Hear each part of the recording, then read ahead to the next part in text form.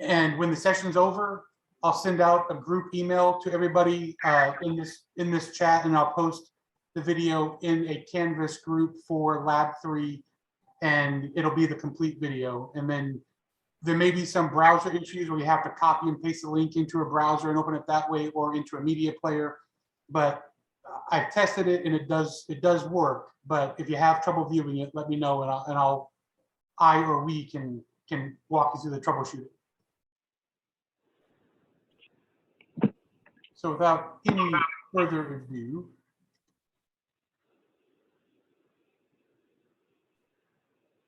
okay. Here is my lab document. And I'm not saying that any of these questions are right or wrong. They're what I have. Some of them up through question 4 is from a previous collaboration session last week on Thursday, I think. And then everything 5, 6, and 7 was my own effort trying to answer it. So we're going to do a walkthrough of the quick walkthrough of the results that I have. If anybody has anything different, we can discuss it. And then we'll do a more thorough walkthrough going model element by model element. So for question number 1, first of all, we're dealing with the Titanic data set predicting survival or not survival of the incident. And the data set, if you haven't looked at it, is an actual record of some of the people on the ship when it went under, and it shows whether or not they actually did survive or did not survive, and then a lot of the different factors, their age, if they're married, if they're traveling with a spouse or siblings, what kind of cabin. There's 4 different types of cabin: a interior cabin, a window cabin, a balcony cabin, and a suite. So what we've done here is using SAS Data Miner, and for those of you who are having issues with Data Miner, we'll work through that in a separate session afterwards, getting you configured. But it's very similar, if not identical in structure, to the PDF handout, the homework, in preparation for this. We have our data, we have our Stat Explorer, we have our SAS code, we have the transform node, and then we have our K neighbors. And this one was starting from K5 through K15. And then we do the model comparison and the scoring off of that original data set. And then we come in and we filter. And let's see if I can show the filter real quick. The filter is applied to the data set, and some configuration is made, and then that filter is applied to the same node. Hi, it's William. Oh, where is the filter under? Is it on the utility? The filter, let me go back and check. I can't remember exactly. Is filter as utility, or was it assess?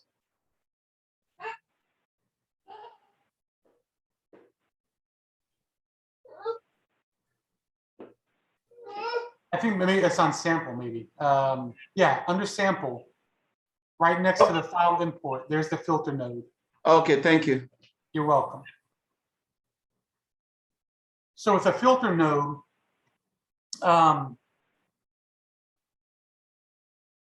we are asked to filter out certain elements of the data, and it's in that KNN model.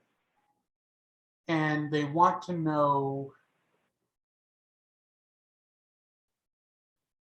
the first filter is looking for the from port S, and based on the selection of the data.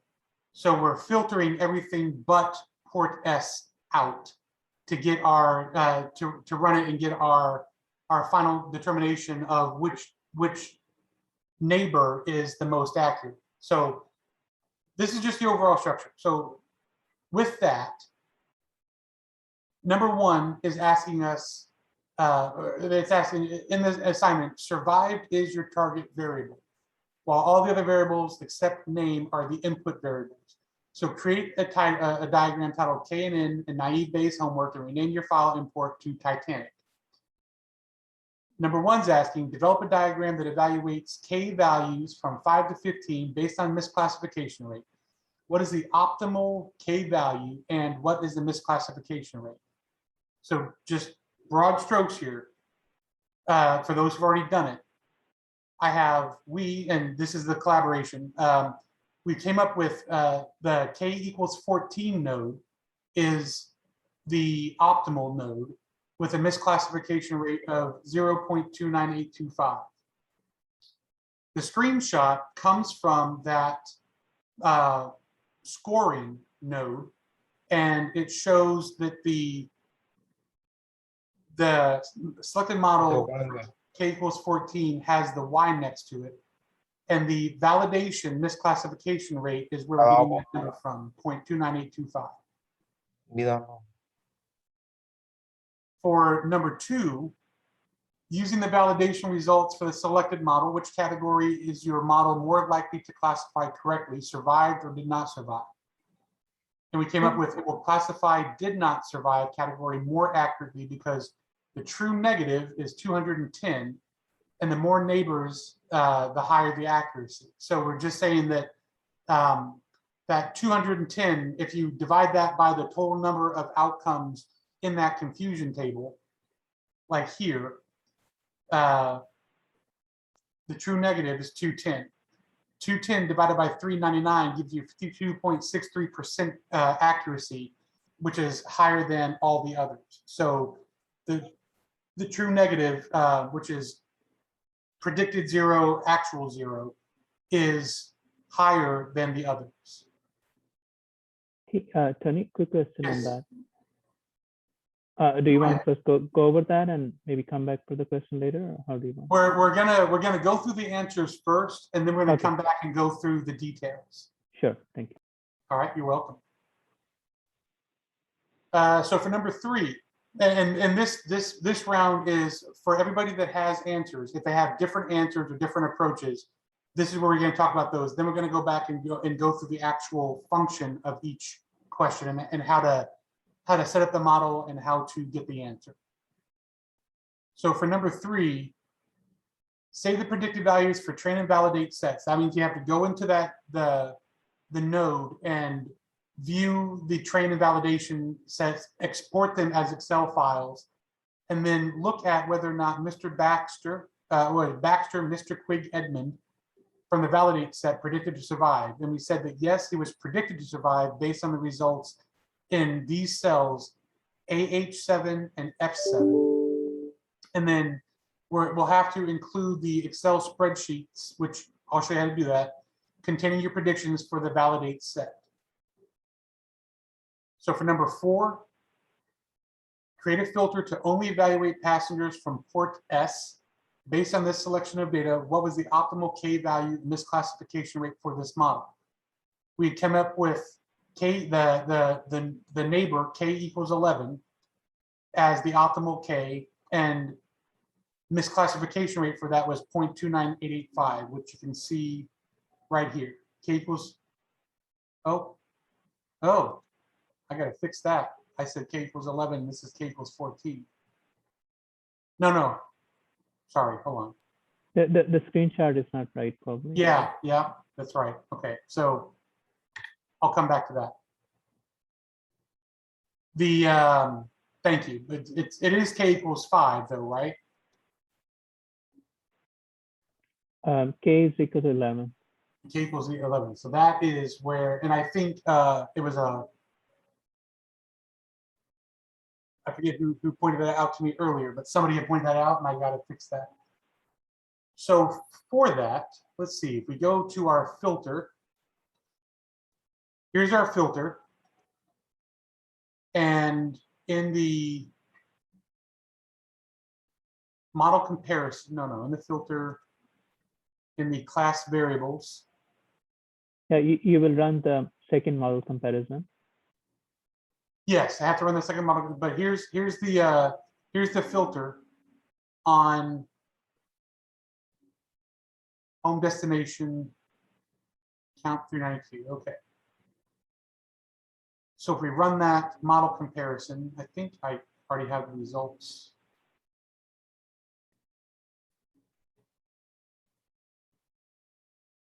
If we scroll down, there it is, K equals 11. So and I need to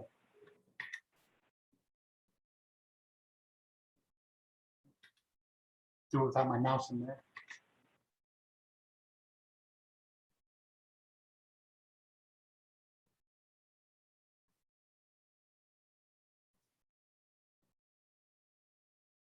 Okay.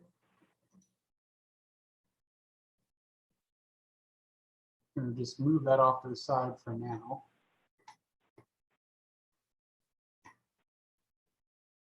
And bring that back in right there.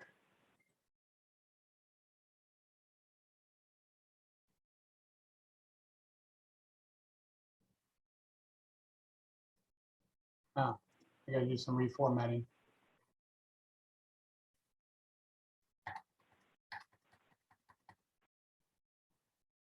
Okay, now I can move it. Is that upside down? That was weird. Now it's backwards. How's that? What's going on here? Okay. So now I've got my K equals 11. And my miscalculation rate is 0.29885, 0.29885. Thank you. Was that Shaquille that was correcting me? Yeah, but I think the sentence probably needs to be reworded. The model with the port filter S is higher than the original output. Yeah, original output K is equal to 11. I'm not sure what you really want to say when you say original. If you go back to the sentence. Going back to the results. Yeah, you know, the sentence, the answer in the Word document. Sorry. Yeah, so I thought you wanted to say that basically the K with K is equal to 11, the classification rate Oh, is, right? yes. Yeah. Okay, so I had it right, didn't I? I have this right. I just didn't have K equals 11. So the model. The screenshot was wrong, but I think that's yeah. You just need to add in there K if it's equals better 11 or worse, essentially. is higher than the original output was in K equals 5. So that was 0.29825. Okay, that's right. Okay, the screenshot was garbage. This was poorly worded, but now I think that's right. Thank you. Yeah. So sorry, my apology. Just want to make sure that we're all on the same page for this answer. So my understanding is that the K is equal to 11 is coming up with the misclassification rate of 29885, which is actually more than the misclassification rate of the model that ran with all the ports, and it was 0.29825. So our conclusion should be that our misclassification rate is actually higher with port is equal to S. So the model with the port filter S and K equals 11.2985 is higher than the original output.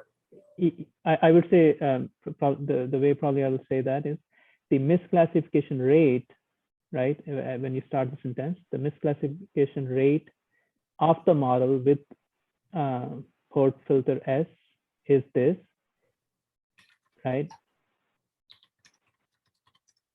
Oh, I get what misclass- you're saying. Tony, basically, if you don't add misclassification rate, it just sounds like you're saying this model is higher than this model instead of saying the misclassification rate of this model is higher. Okay, Yeah. I see the distinction. This is what he's trying to say. Yeah, now it makes more sense. Huh? Yeah, the misclassification rate of the model with port filter S and K equals 11 is higher than the original. Yeah, you're right, Shaquille. That does make more sense. We're addressing the miscalculation rate, not the model itself. Yeah, there you go. Thank you. Okay, yeah. Excellent distinction. This is why we're here. That's good stuff. I appreciate that. Sure. Okay, now this is where I kind of get into my own thinking, answering number 5. So continue with the passenger data. You are going to use the naive Bayes classifier to develop a model to predict if a passenger survived. With the misclassification rate of what is the misclassification rate of the naive Bayes classifier for predicting if a passenger survived? And I came up with 0.263 or 26.3%. Does anybody have anything different? I got that same answer. Okay, great. Yeah, I got different by the way. You got different, Shaquille? What'd you get? So when I ran it with naive Bayes classifier, it was 0.21 classification rate, misclassification rate. Sorry. Okay, and now were you running that off of this HPBN classifier? He's That's talking about the train misclassification rate, but what you're talking about is the validation That's misclassification right. rate. Yeah, It should be, yeah. yeah, it should be validation.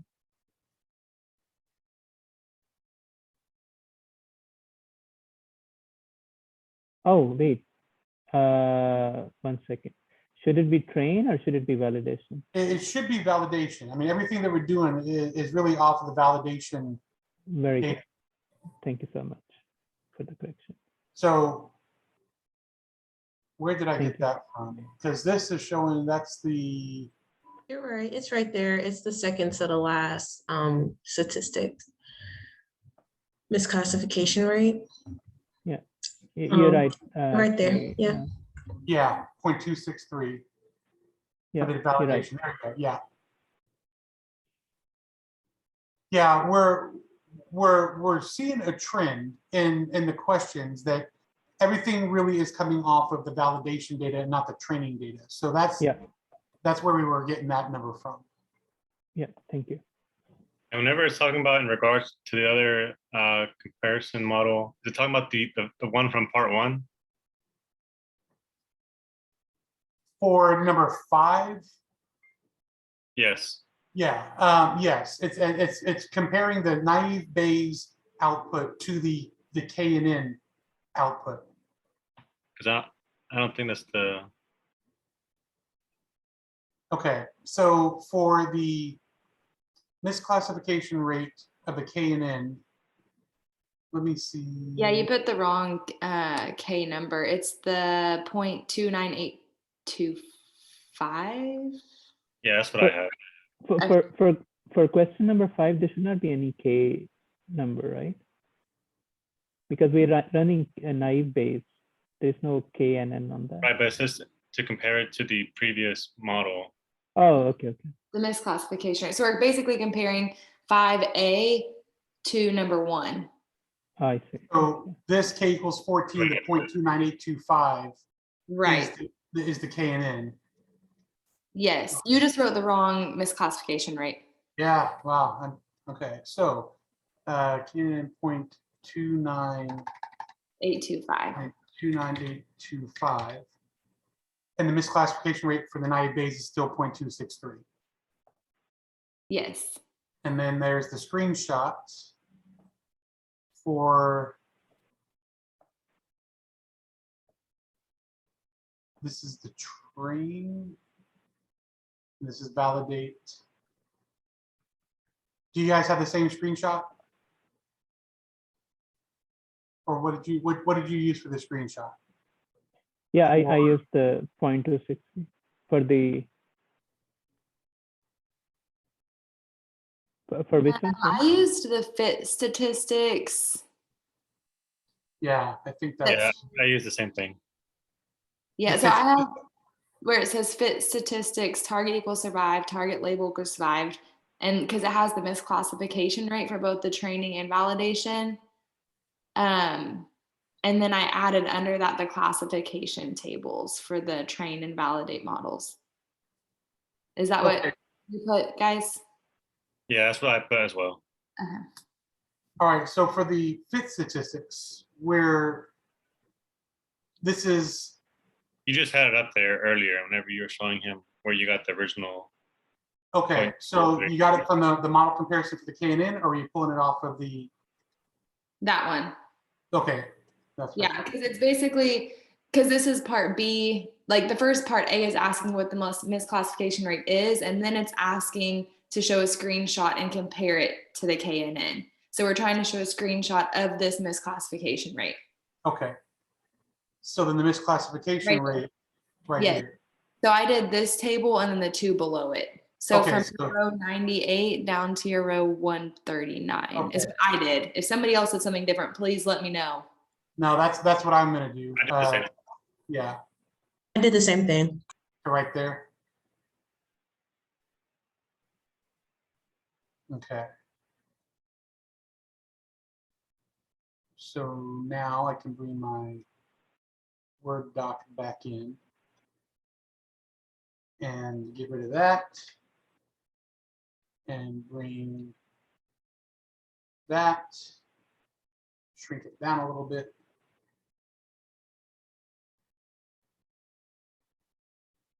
Oop.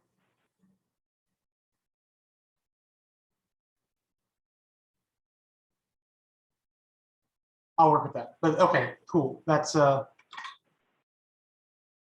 it's always nice to be on the same sheet of music with you guys. I appreciate that. So for number 6, using the validation of results, which category is your model more likely to classify correctly, survived or did not survive? And I said that it most accurately predicts instances where the passenger did not survive, based on a couple of things here. And I use the average residual for survived and not survived from the data set, from the where is it? Where are you? From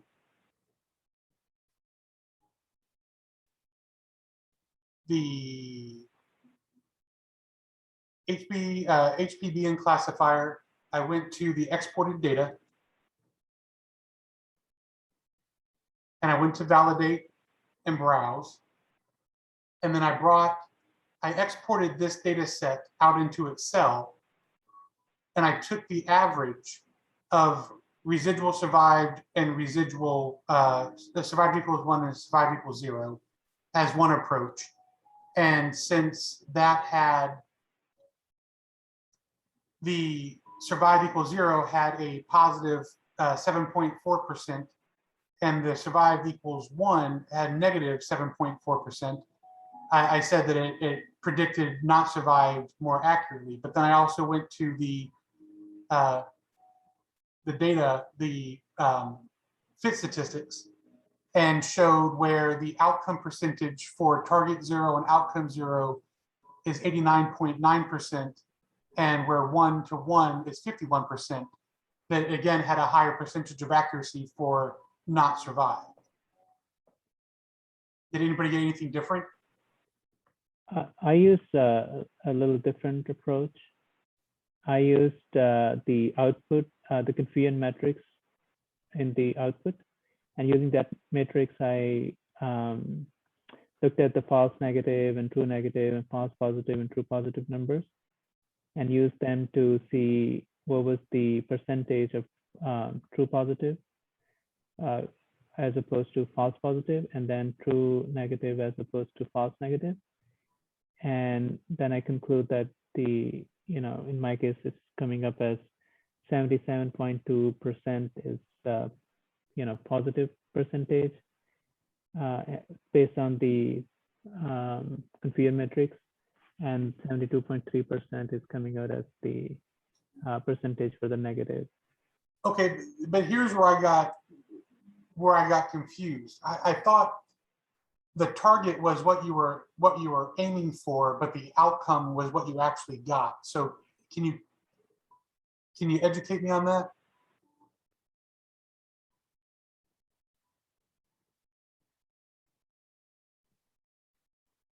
To So me, what's the difference between the target percentage and outcome percentage? That's a very good thing that you pointed out. that's my question. I could be wrong, but I think the target percentage is what the train data set would say, and the outcome is actually what was actually validated.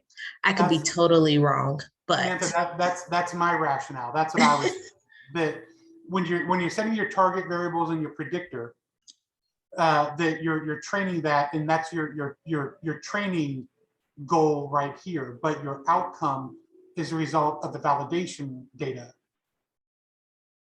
Yeah, but then if you look at the same screen, I mean, if you look at the top line, data role is equal to validate, right? So Yeah. these numbers are coming from the validate data set. Okay, so then within the validate data, we have to be able to distinguish between target and outcome in order to know which one. But still, looking at the frequency count, you've got 209 out of 399 and 85 out of 399. So your percentage is still 52% for the outcome, but this number right here, we have to be able to distinguish what these two numbers are. So I think that's a good point, Shaquille, because this is looking at the validate target variable. So in my mind, I'm thinking, even though it's a validate target set, you still have a percentage of what is going to be predicted and what the actual outcome is. I think you're still going to have both in each data set, whether that's a train or a validate. The only difference really between the training data and the validation data is the data itself. It's the exact same process. Exactly. But it's different data so that it's not fooled Right. into something that's already seen before. Right. So there still is some type of prediction of based upon, yeah. And I think this target is what they're predisposed or presupposed notions are, but really ultimately I see the outcome percentage as being what the actual prediction of, or what the actual outcome of from the validation step. So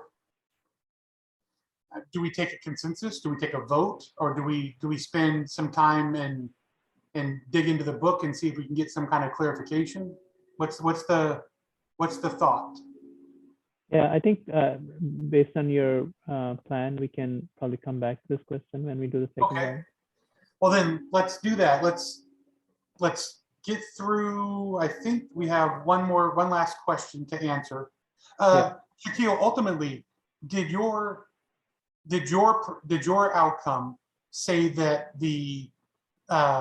that it was still the not survived was the principal prediction, or did you have something different? Yeah, so I'm taking positive. I mean, the one as positive. Based on these numbers, seems like the positive is, coming out as the better or more correctly classified by the model. Okay, so you're saying that survive was more accurately predicted than not survive. Right. Okay, yeah. So we'll need to clear that up, because that's an important. And I could be completely wrong. Sorry. Well, and so could I. But we've identified a difference of approach and a difference of answer as a result. So as long as that difference exists, we'll come back and explore that in more detail in the second round. Yeah, thank you. So for then number 7, which is the last question,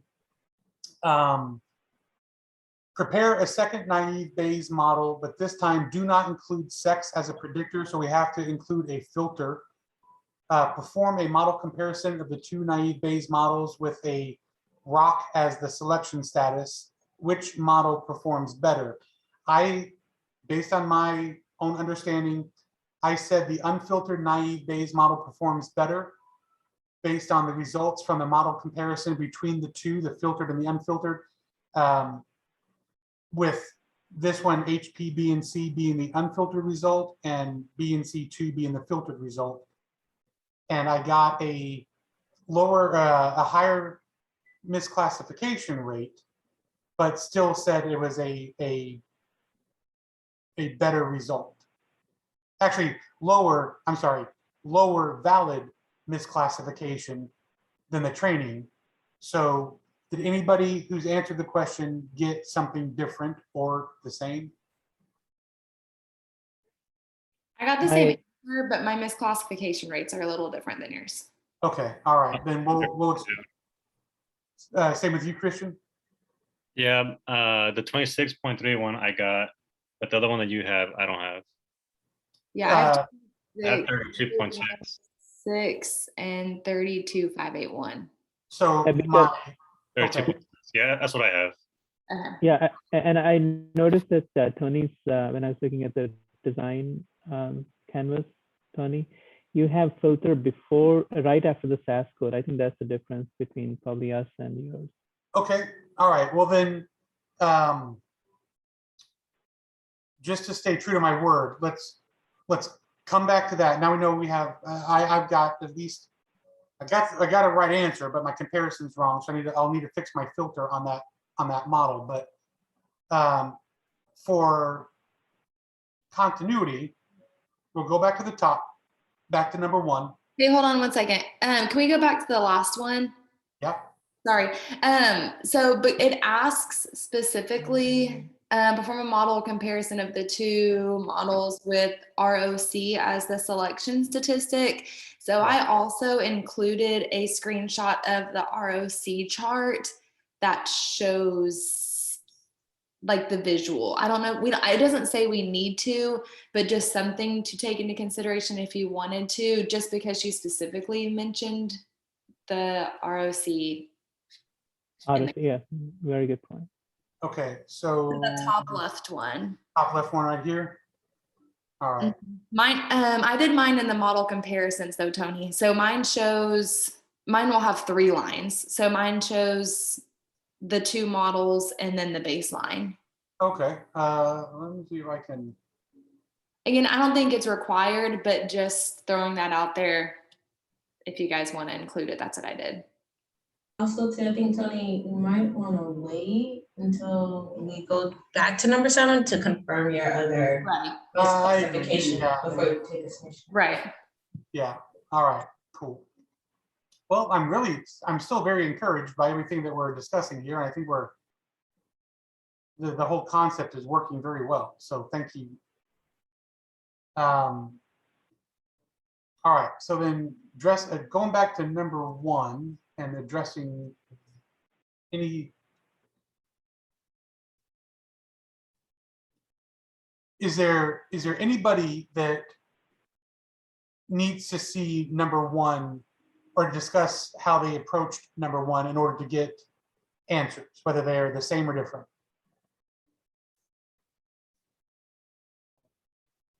All right, if you realize at some point that you want to go back, let me know or throw your hand up in the chat or something. Can you go back up a little bit, Tony? Let me see that number 1. Okay, you good. Good? Yep. All right. Another thing here, as I'm looking at all these blue and red lines, if you haven't had this experience already, when you submit the lab and you get that kind of plagiarism alert in Canvas where you have that red icon next to it, Dr. George is very aware of the reuse of the questions in the homework. So she's ignoring those alerts, but she is still looking for uniquity in our actual answers. So this is where you have to make sure that your answers are differentiated from mine or ours. just put them in your own words in some way, because if there's 100% match on these answers, not the question prompts, but these answers, that's where she's going to get squirrely. All right, so for number 2, did anybody get anything different? And Yeah, you want to so- talk about what and how? Yeah, so I have a question. So I think we should be going, as we said, or somebody said previously as well, we should be basing our numbers off of the validate model, right? Yes.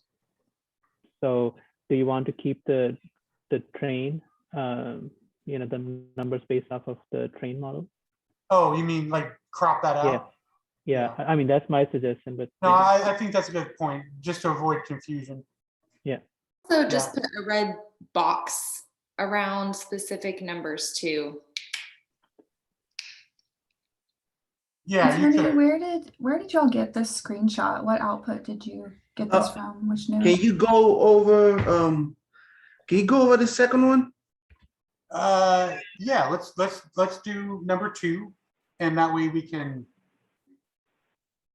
address both questions. All right. Thank you. So number 2, using the validation results for the selected model, which category is your model more likely to classify correctly? And if we look at let's look at the model comparison first. And we'll look at the output from there.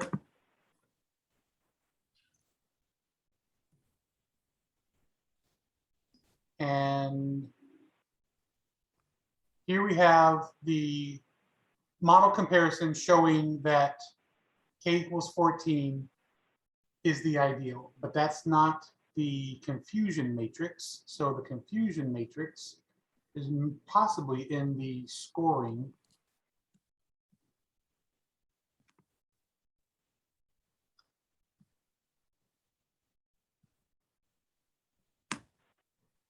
No. Okay, so where did I get that? Did you go into the K11 node specifically? Maybe that's what I did. Yeah. That's how we did it on Thursday, because we're specifically asking about that model. There it is. K11 misclassification rate, blah, blah, blah. There it is. Yeah. So That was K equals 14. yeah, it was 14. That's right. It was 14. Sorry, that's what I meant. Yeah. Yeah, you're trying to mess me up there. I got scared for a second. All right, it's k equals 14 and the results. And then there's the confusion matrix for k equals 14, Bailey. Okay, awesome. Thank you. You're very welcome. All right, so now to set this up, was it William? Were you the one asking about this, about number 2? Yes. Okay. Have you gotten any of this set up yet? Have you done any of this this work? Or do you need help setting the model up from the beginning? I haven't done it, but with the looks of it, I think I can set it up. And Okay. but so I don't hold you back. I think I can set it up. It's not about holding me back. This is round 2. This is what round 2 is for, is to go into these kind of details. So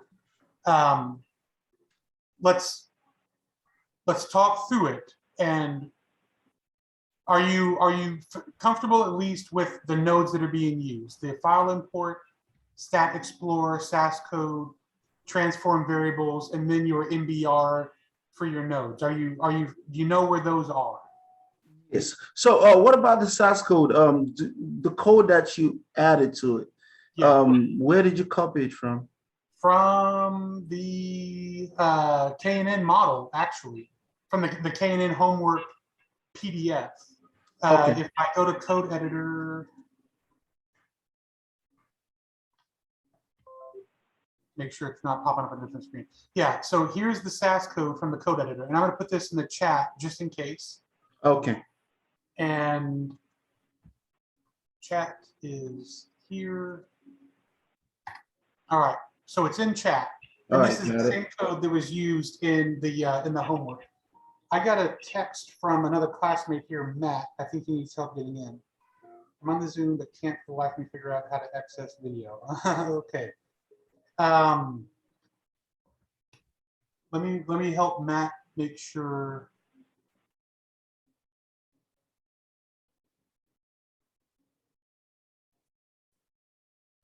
I don't see Matt on here. Does anybody see Matt Muir on the attendees list? Because I'm not seeing it. Hey, Tony, I'm on, but I'm just on with my phone number. Oh, okay. Yeah, I'm trying to get connected into the video. Okay. Well, you're in the right room, and let me see. I'm not going to put you back in the waiting room. I don't want to mute you or pin you. I will rename you though, just so I can. So are you guys, did you join in just through like UNT's Zoom room? Or if I'm trying to join with my normal Zoom like work account and it won't let me because it says it's for authorized attendees only. Yeah, you have to go through the UNT Zoom. Gotcha. What you can do is you can sign, when you click on Zoom and it wants you to sign in with your UNT email address, then it'll let you go in. That's what I did. Okay. Okay. So Matt, if you want to try that, like log off and log back in with your UNT email, like William said, and then you should be able to see the video and get the audio. Okay. All right. Let me try and do that. Cool. All right, so William, are you cool with this part now, the SAS code?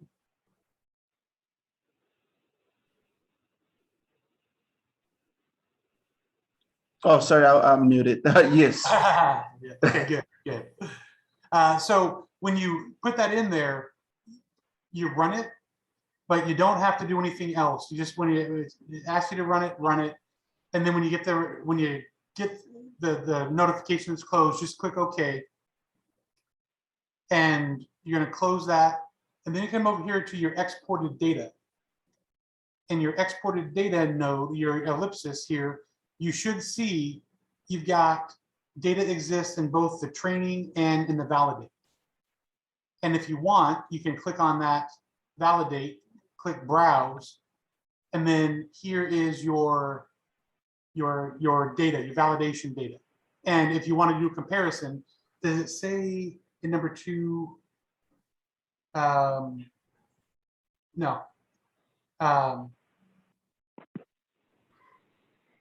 So this is just how you can confirm that you have validation data and you have training data, and you can look and see how both are different. And then if you wanted to, you can right click and export these to Excel for different use down the road. Okay, got it. I appreciate it. My pleasure. All right. Any other questions about number 2?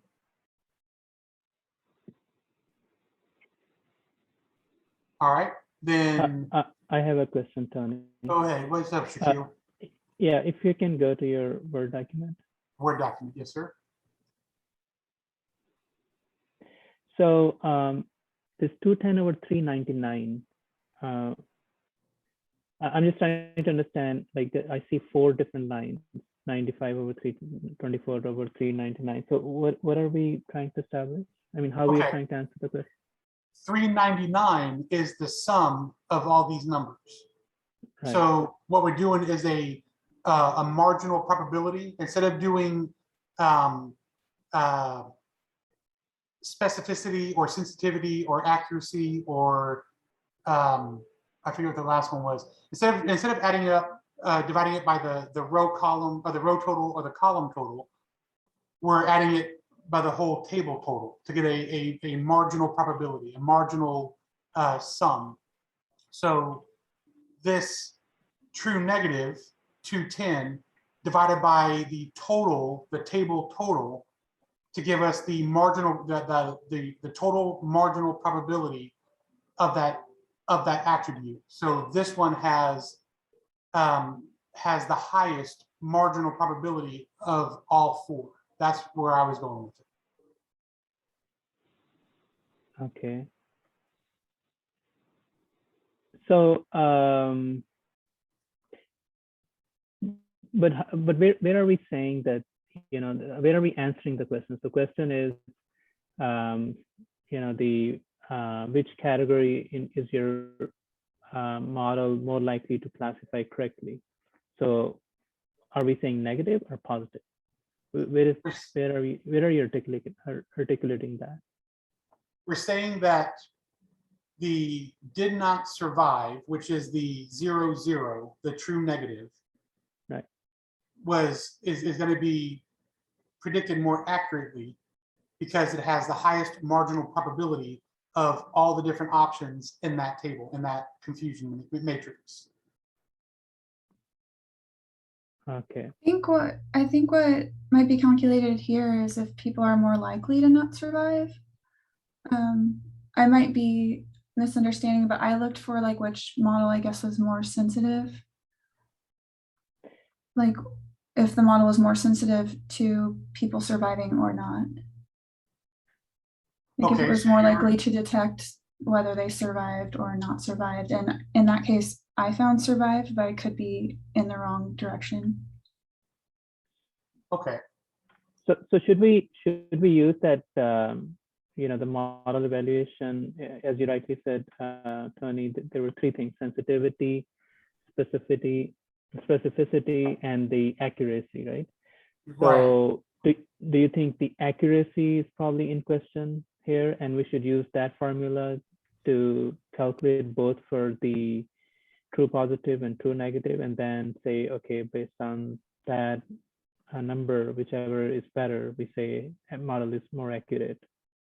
Okay, so if we bring this up and come down to our, was it here? No, or was it no, it was the actual node, right? It was the node itself.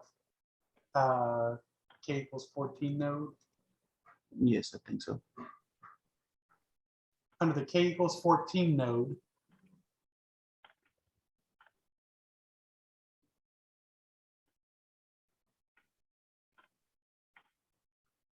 the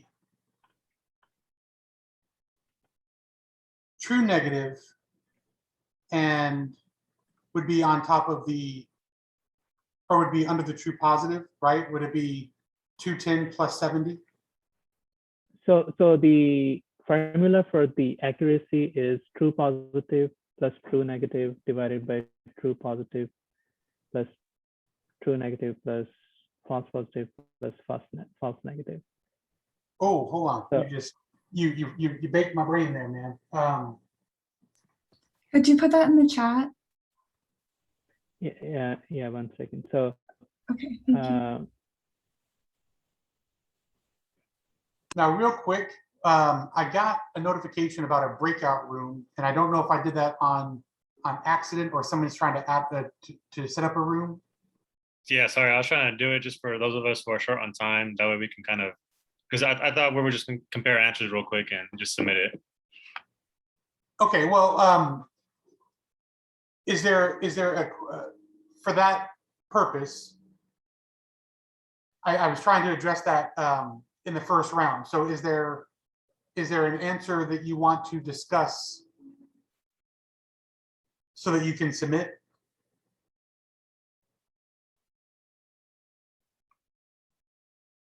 Well, I just kind of wanted to really quickly go over all the answers together. I mean, I guess we've already done 1 and 2, so just the rest after that.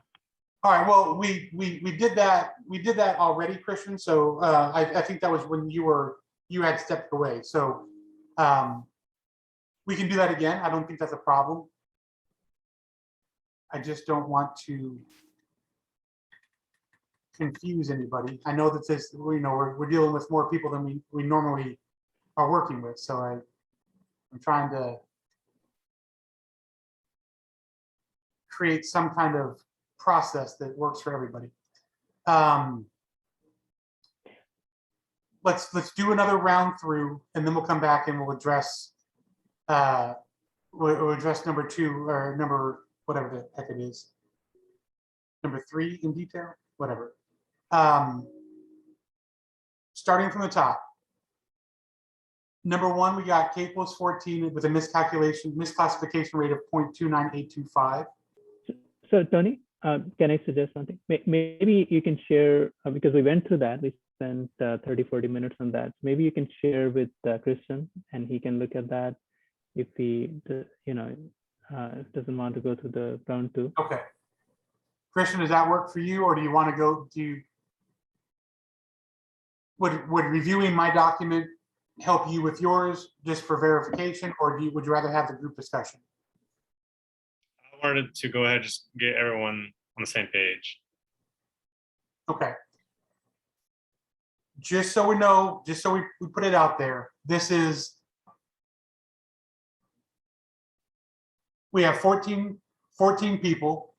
We've already been through this once before. I have no problem doing it again this time, but when it comes down to this, if we're going to have a standard where we don't have to be repetitive and other people are looking for solutions to answers, we need to, either start at the same time, or if we can't, adjust the time so that we're all doing it at the same time the first time and not having to go back and repeat it. I'm not ragging on anybody or causing any fuss, but we've been through this once before, and now we're being asked to go through it again so that you can submit. So my initial instinct is to tell you, you had your chance to be here for the first round and you couldn't. So now we have to go through the second round, and may take you some time.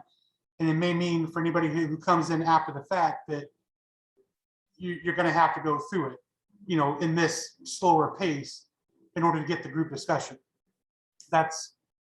It's the only way that I can say it fairly without sounding like a dork or a dink or a jerk. So forgive me if it comes off like that, but it's not just 4 people anymore.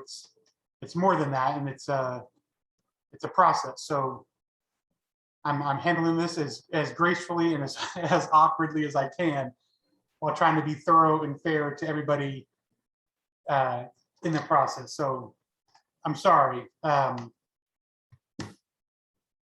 We will get through it, and then if we need more discussion, we've got time for more discussion. But I also have 2 other classes that I have to work on tonight, so I'm kind of motivated to get through it myself as well. Yeah. That's why I was just trying to make the breakout room. That way I would interrupt what the thoroughness that you were going through. I wasn't trying to interrupt that.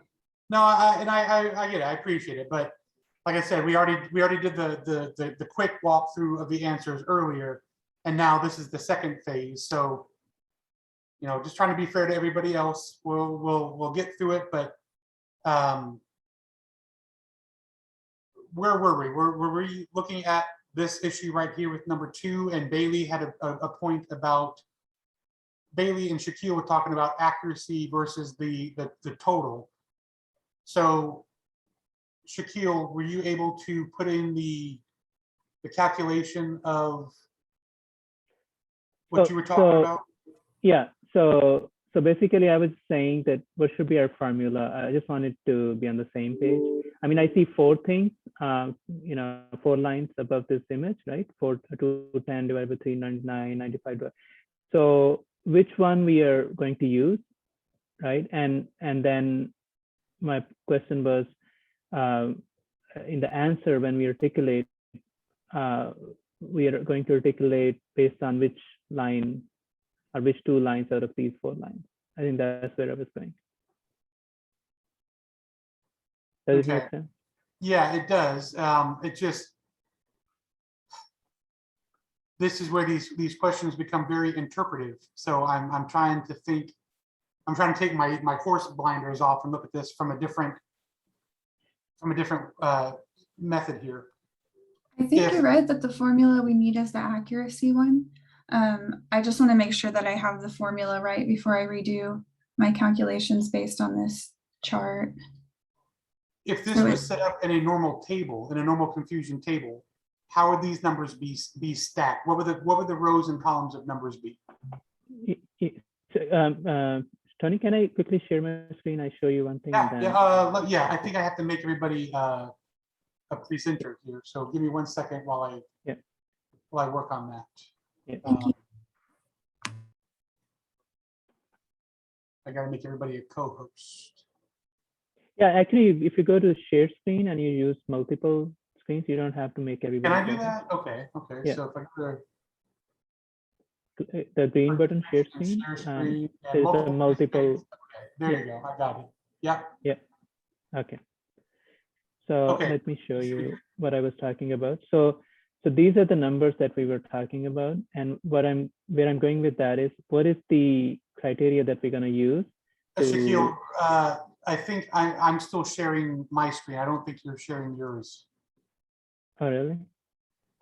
Or at least I don't see it. Oh, I'm not seeing. Are you seeing mine now? Let me stop sharing. You have There. to go to the view options. 1 second, let me share again. Can you see my screen? Okay, I see it. Yes. Okay, so this is the accuracy measures. So we have sensitivity, specificity, accuracy, and precision, and all that, and everything has different formulas. So if we compare, this with our question at hand, in hand, so I'm asking which measure should we take, and then based on that measure, then we can apply the formula, right? And then say, okay, negative is this and positive is this, so hence, X is better than Y, something like that. So I'm kind of a little bit unsure, and I thought, okay, let's get group's wisdom here to see which formula we should apply. Well, looking at yours, at your screen here, I was missing this one. Yeah, I was doing the true negative divided by all, and I wasn't adding the true positive. If we're doing an accuracy measurement, then Yeah, we but have then to add, yeah, I think the challenge with that is we won't be able to compare. This is probably for the whole thing, right? We need to compare between true, the positive and the negative, right? So we want two different numbers, right? yeah. So if we follow that model, then we're adding 210 and 70 for the true positive and the true negative. So maybe we can do, I'm just asking, so maybe we can do this like true positive divided by true positive plus false positive, and then true negative divided by true negative plus false negative, and then compare these two numbers using our, result, and then say, okay, this XYZ is better model. Correctly identified by the model with K is equal to 14. Do you think we can use these two, for true positive? So it will, in that case, the true positive right now is, for example, 24, right? True positive is 70, and then TP plus FP. So FP is false positive is 24, right? And the formula is TP divided by TP plus FP, right? So which means 70 divided by 70 plus 24, which is equal to, let me now use my calculator.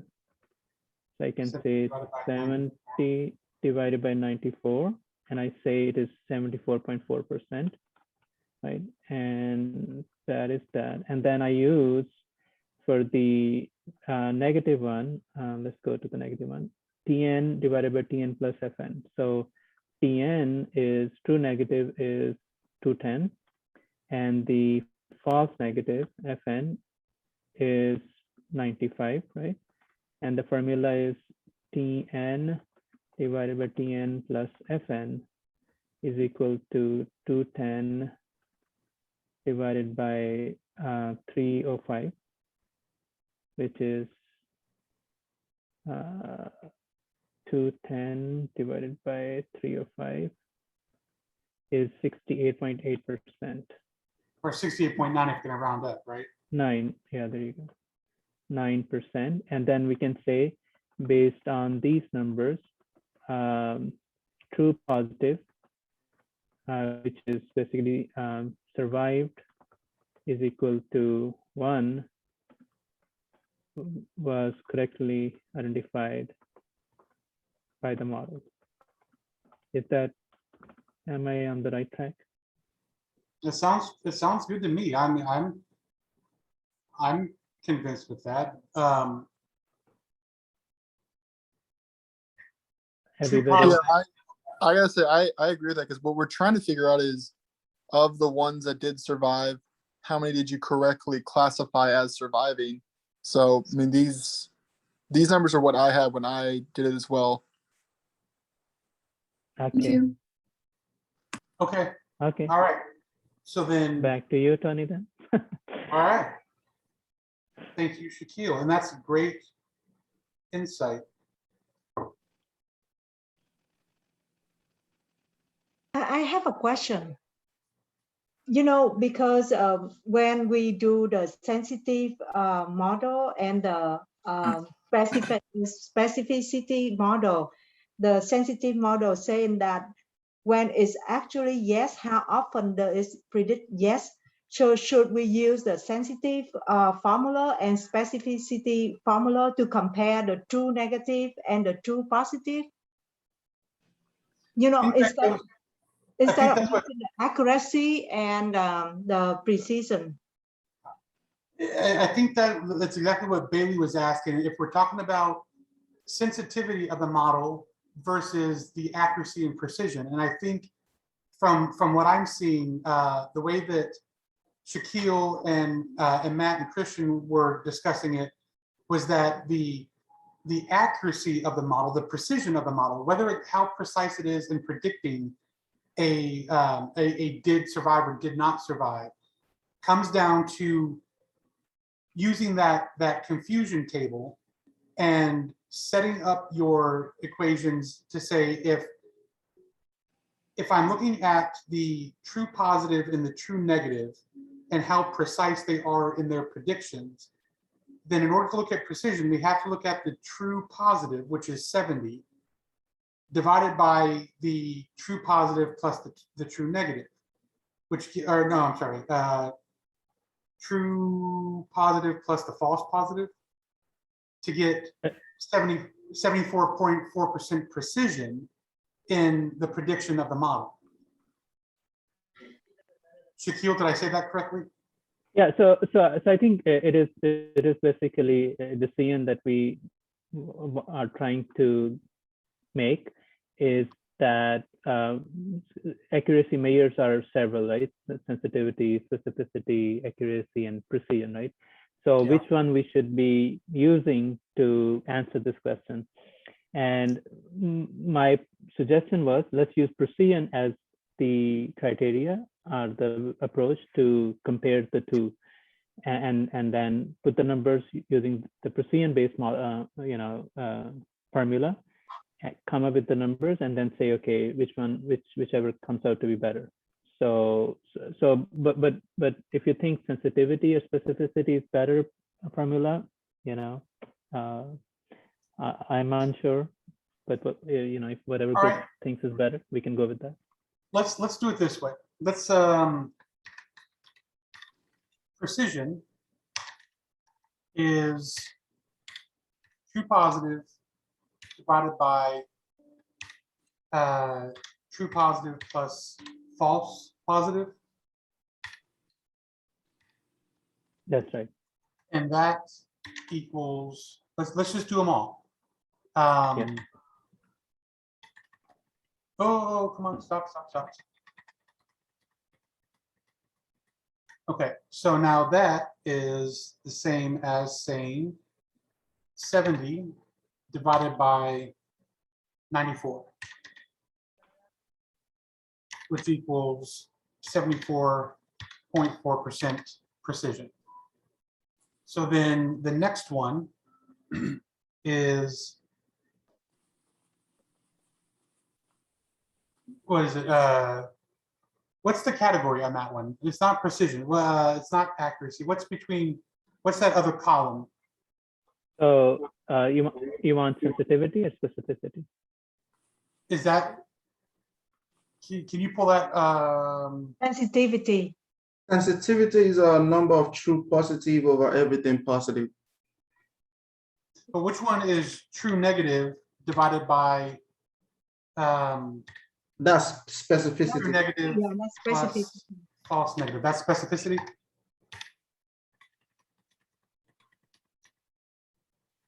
So specificity, if I'm correct, I might be wrong, it's number of true negative divided by all negative. That's specificity. Okay, then Shaquille, what is this formula right here? The second one that we did? Yeah, so specificity is true negative divided by true negative plus false positive. Okay, That's a formula. okay. So I think the challenge with that would be we'll have to compare the sensitivity with specificity. I mean, if we go that approach, and I'm not sure then it will be apples to apples comparison. So I think we have to think about that. Okay. The specificity is mean that when you predict is no, how often the, you know, like how often, like if you predict no, how often is it correct? Is no. So basically, if you compare the specificity, you have to compare with the sensitive, and then if you compare the precision, then you compare with the accuracy. No, you compare precision with the negative predictive value. So the way we did that, we put the precision model, precision formula in the first row, and then we use the negative predictive value, which is Tn divided by Tn plus Fn. And then we compared the two and we said, okay, based on, so basically either we go row wise or we go column wise, you know. Let me quickly share again. Sorry, 1 second. Tom. Yeah, go ahead. So yeah, I want to see that. Either we go this side, right, and then compare these two numbers, or we go this side and compare these two numbers.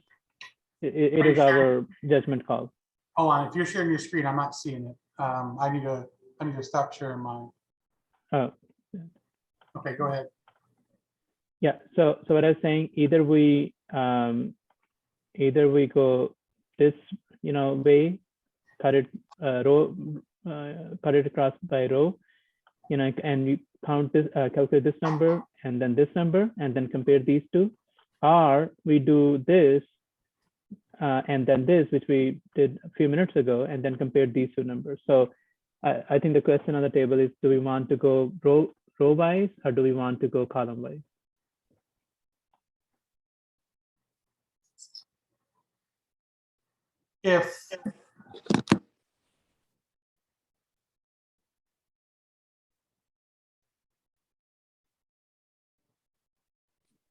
In this example, it's got negative is good and positive is bad. So a true negative is a good outcome, which is that what we're calling survival, is the true negative? Yeah, I mean, probably I'll ignore this. You know, I'm just talking about, let's stay with positive and negative. You know, whether we have one, I mean, survive as positive or negative as positive. I mean, doesn't matter. What matters is we are taking, you know, survive is equal to 1 as positive and survive is equal to 0 as negative, right? So the formula will still hold, right? The question is, do we want to use column-based approach or do we want to use row-based approach to come up with the comparison? Oh, I get it. Well, since we're using the prediction results, we should use the row one because that's the actual. Sorry, I meant to say validation. Since we're using the validation matrix, we should use the row. The sensitivity against the specificity. Yeah, yes. sensitivity against specificity. Yeah, Okay. yeah, I go with that. Yeah. Okay, we should use that. Okay. So, and that's what we have worked out so far, right?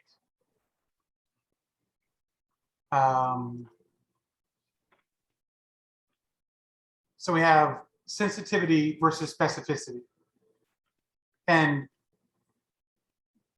what's the sensitivity formula?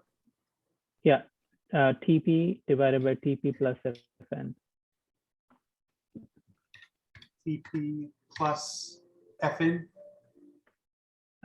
Yes, TP plus FN.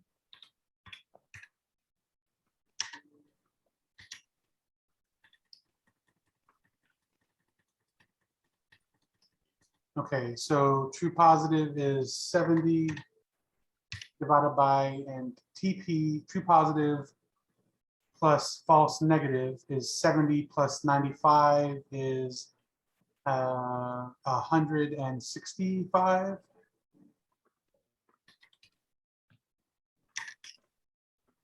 Yep, need my calculator. I can't do that one in my brain.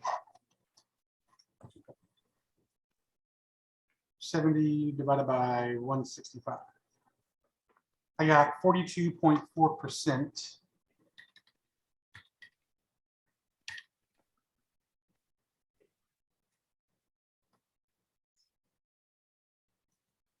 And then the accuracy is the true positive plus true negative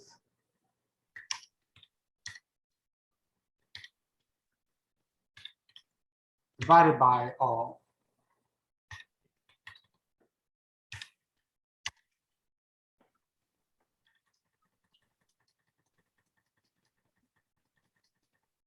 And that was true positive plus true negative is 280 divided by 399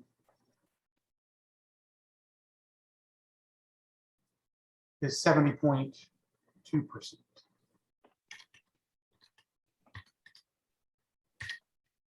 All right, so if we're talking about specificity over sensitivity, then specificity wins at 68.9%.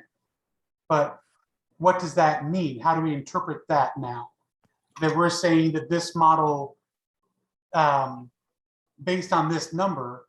I think you had the wrong formula for specificity. To say that it's for specific, I can't talk. It's 210 divided by 210 plus 24. 210. Oh, it's false positive, not false negative? Yes. Okay, thank you. So it's 89.7, I think. 210, you said divided by what? 210 plus 24, so 230. So 234? Christian, is that what you were saying? Yes. But sensitivity formula is true positive divided by true positive plus false negative. That's the formula of sensitivity. Yeah, but okay, but we got true negative divided by, and we got true positive divided by. So are these? Oh, you're doing specificity first. Okay, yeah, true negative divided by true negative plus false positive. Sorry. Okay. Yeah. So then for this, I'm getting, no, hold on. 210 divided by 234 is, I'm getting 89.7.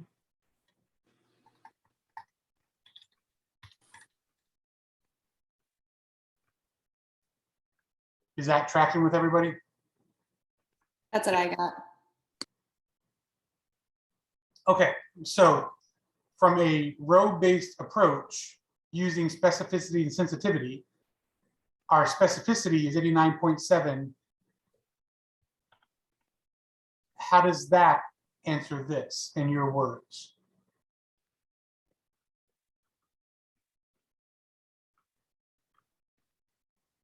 So did it predict, did it survive or did not survive?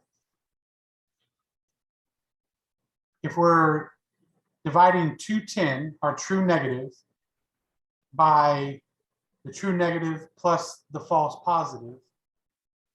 So sensitivity is basically the understanding of that. This is my understanding that how accurately the true positive were identified by the model. That's sensitivity. And specificity is the how accurate true negative were identified by the model. And based on this formula, we are seeing that the sensitivity is lower than specificity. So if the specificity is the did not survive category, the true negative, and the sensitivity is the survive category, the true positive, then are we saying that this tells us right here that did not survive was classified more accurately due to the specificity of the confusion table? Yes. Yes. Yeah, yes. Do we agree to that? Okay. All right. More accurately because of the specificity calculation of the confusion matrix. You can say probably a better percentage of specificity Okay, because of the answer. higher percentage. Higher, yeah, sure. Yeah. Better than my bet. Higher percentage specificity calculation of the confusion matrix. I dare you to Yeah. say that 10 times fast. Category, because of the higher percentage specificity calculation. That is a mouthful of words right there. All right. That is great. Thank you. That I'm seeing that through different eyes now. I think I understand that better. So well So played, everybody. While we're on this, before we just move on to number 3, Sure. number 6 is asking the same exact question, Number 6. but for the naive Bayes. Okay, so then if we come back down here then to this table for the naive Bayes, then we ultimately have to recreate those calculations with these numbers, right? Excellent. Who pointed out that? That's actually a very good point. Okay, Good so then let's do a little copy. Just like skip ahead, but while we're like on this topic, Yeah, Yeah, follow I'm the down. same logic. I'm Follow down. the same logic. Let's, Very good.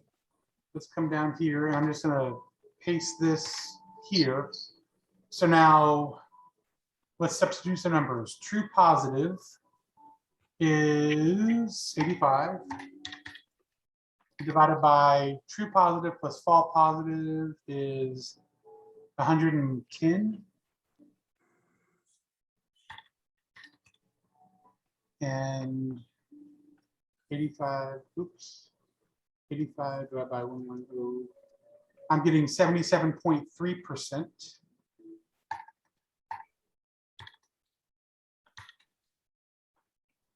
For specificity, true negative is 209. And true negative plus false positive, true neg plus false pos, 209 plus 25, that is 235, is that right? 209 plus 25, 234, oh, so close. 209, oh, I already had it down there.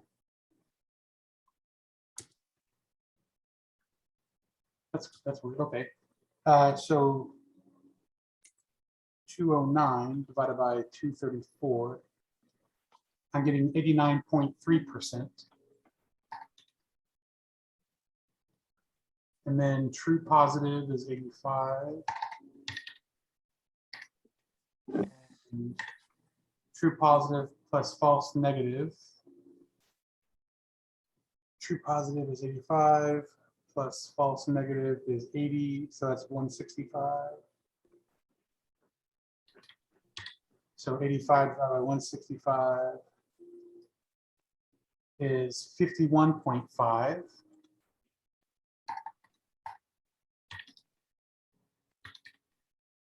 And then accuracy, true positive plus true negative.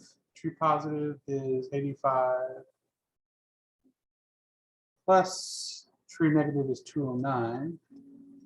So I'm getting 294 for that. Divided by all. So that's 80 plus 209 plus 25 plus 85. So Tony, I would suggest that we should use either specificity versus sensitivity are Persian. So, you know, these two are different things, right? So either we go with specificity versus sensitivity, or Persian versus the technical term is negative predictive value. So which way, I think we decided to go with specificity versus sensitivity numbers. So then we should remove the precision line and the accuracy line. Okay, I'm cool with that. I was just doing this for a basis of comparison, but you're right.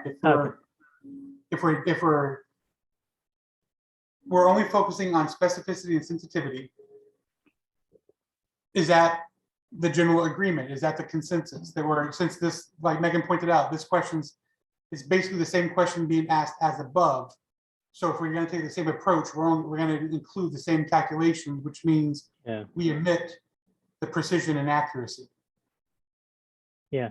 So anybody on the call, anybody on the call has any opinion otherwise before we delete our precision and accuracy rows? No, that makes sense. I think that's fine. We don't want to put what we're not using anyway. So yeah. Okay. Yeah. All right. Then does everybody agree with these numbers here? Specificity and sensitivity, 89.3 and 51.5% respectively? Yeah, I got the same. Okay. Now, we came up with the calculations, so we have to answer the question.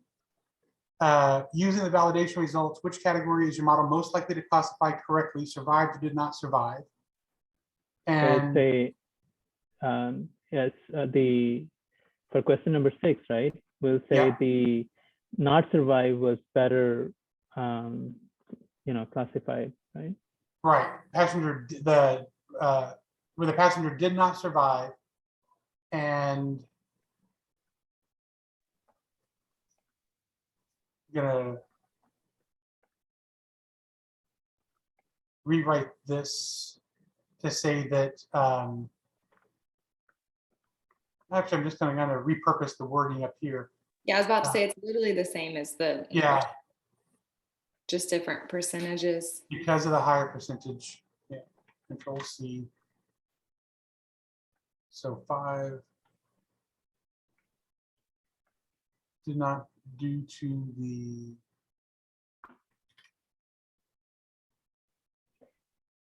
and I'm not sure if you want to keep only that table below the.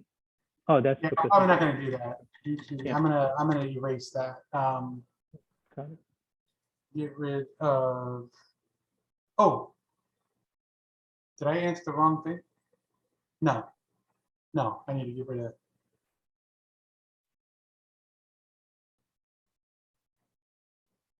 There's only 7 questions, right? Yeah.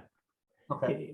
But you had the image of that validated model, right? And the numbers, the confusion matrix. Yeah. Where is that?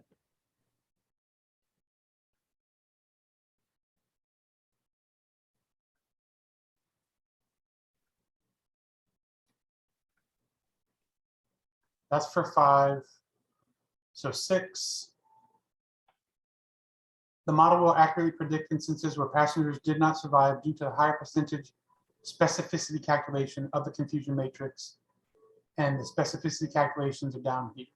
I'll relocate those up top.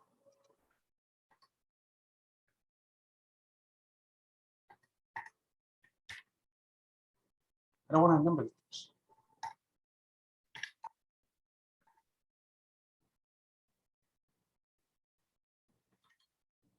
All right. Is everyone cool with number 6 now? That's a great catch, Megan. I agree. All right, we're good with 6. Then, and we just answered, was that 2 and 6 are taken care of? Is everyone good with moving on from 2 and going to 3? Yep. All right. Let's save this. All right, save the predicted values for the trained and validated sets. And to do that, I'm trying to remember what we did here. The train and validate sets. I got a different answer, Tony, for this for some reason. I don't know. For number what? Number 3? Number 3, yeah. Okay, well, that's, how did you approach it? What did you do? So what did I do? Where did you get your train and validate sets from? Did you get them from the? Yeah, I got the. If I look at the save validate spreadsheet, Mr. Quick is showing me survived is equal to 0 in column Y. Did you get those? Did you get those from here from the SAS code node? No. Yeah. I mean, no, actually, sorry. You save it, right? We had to save the files, correct? Yeah, but from where? Which node Oh, did you? Yeah. Let me, if you allow me to share. Okay. Stop sharing. Yeah. Okay. So let me show you what I'm talking about. So, and again, with all the disclaimers. Yeah. The right. standard disclaimers are knowledge. Yeah. Yeah. So this is what I'm seeing in the Y column for survive. Okay, so let me show you how I got there. So this is the save data, component, and in save data we have to do file format spreadsheet, and then we have to choose the directory, right? So when I run this, what happens is it runs my that node. And then I go to SAS Studio because I wasn't sure how to get my spreadsheet, which is getting generated by that node. So I opened this SAS Studio, and I could be able to see those 2 files in this folder, /home/myid. And then I downloaded these 2 files, right? These 2 files, and I open this validate, and I see 0 in Y column for Mr. Quick. But see, that in column Y, that's the actual outcome of that event. That's not the prediction. If you if you scroll to the left, this is the even I got the same output with the Shikil.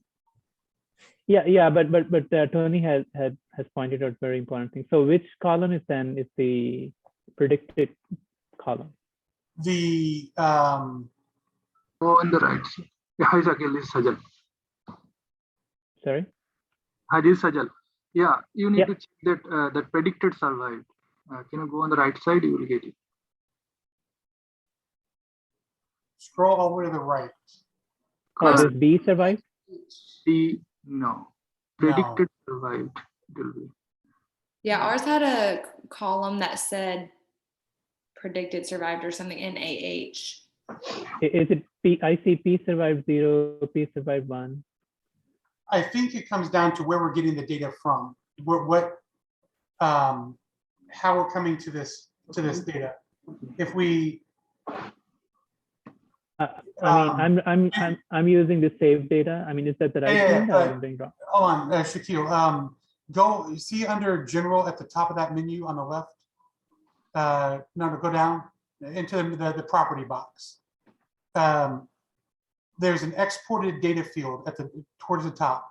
Go to that ellipsis. Yeah, click on the ellipsis. Yeah.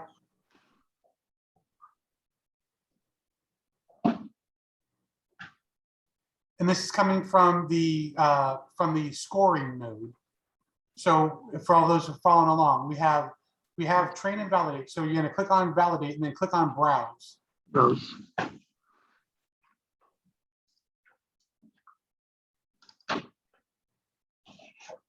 Okay. And now right click, just anywhere on the sheet, right click and go down to export to Excel. And now click yes. And what was his name? Mr. It should be row 7, but go to AR, AR column.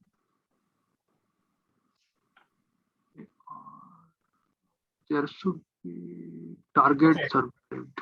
Yeah. I'm not seeing that. So it's think it's wrong on my end then. Can you go to your model, Sakil, Yeah. and see that the what is the target is set properly or not? Just to. Oh, you mean here? Yes. Yeah. See the target.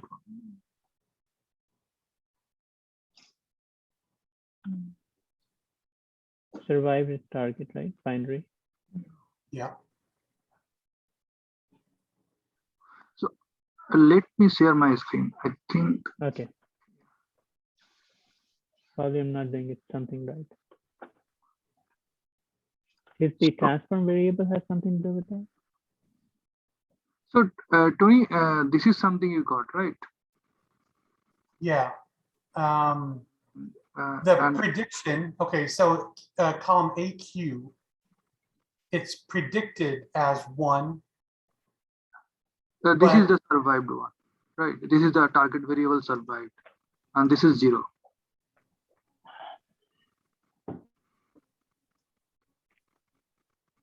Yeah, but scroll, go back to, well, okay, look at column Y. Okay, no, you're good where you were. Column Y, he actually did not survive. And Right. in that target variable survived, but he was predicted to have survived. The prediction did not come true, but that was the prediction, that he was predicted to survive, but he did not actually survive. Right. Yeah. Okay. So I think I'll have to probably revisit my the whole design, I guess. For some reason, I'm not seeing those columns. You're not seeing what column, Shaquille? The AR column, AQ, AR in my spreadsheet. I mean, both through the browse and the, I see all the way to AM. Oh, I didn't realize there were at Sajal's, I'm sorry, I didn't see that that transfer happen. Let me see. Sakil, you can share and we can go through your model. Okay, yeah, let's go back to Shaquille, share your screen again. Yeah, let me do that. So. And did you run the score recently? I mean, have you run that scoring node? Yeah, I just ran it now. I mean, okay. So let me just quickly start from here. So if I look at the edit variables, I think they should be correct, right? And let me open mine real quick. Let me follow along with you. Yeah. Input ID, input target rejected. Yeah, that's all. And then interval, binary, nominal, ordinal, interval, nominal, interval. Yeah, you're good. Okay. So then this was explored, so nothing special here. And here we had the code, and I just copied that code to divide between the validate and the training sets. For some reason, it takes. Okay, now click over. Okay. Nothing special here, right? It's the same code that we would use in the homework, right? Yeah, it's just the same copy. Yeah. Okay, so that's good. Go over to your exported data. Keep the SAS code node lit up. Yeah. Before that, can you show the transform variable that node? Yeah, I think that could be. Yeah. So. Can you sort with level, the last column? Level, okay. Yeah. In all the intervals should be range standard. Yeah, that's correct. Yeah. Everything. Yeah, which is correct. Okay. And nominal is default, default. Right? Good. Yeah, you can close this one. And last, let's go to your model, that model comparison and this classification rate default of this is validation. Then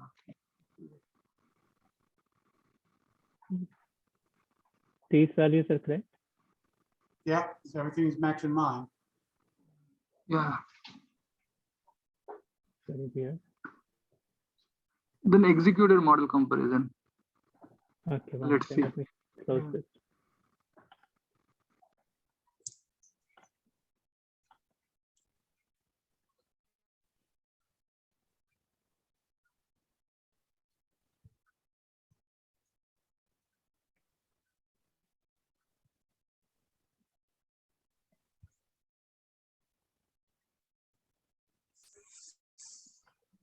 Sorry, it will take a minute, I guess.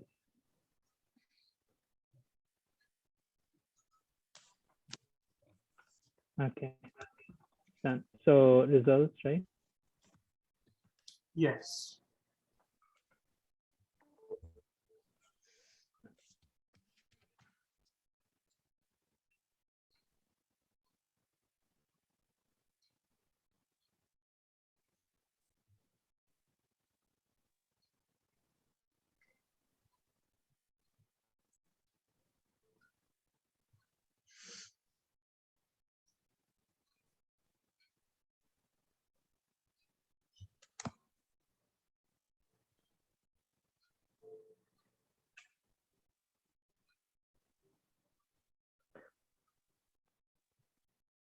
When you're thinking in your head, can it be fast?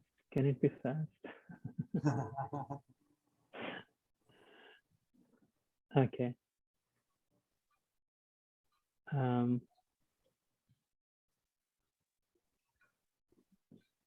So here,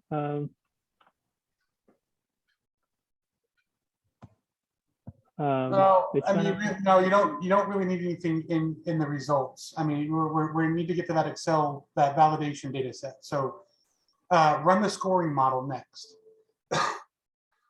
Scoring?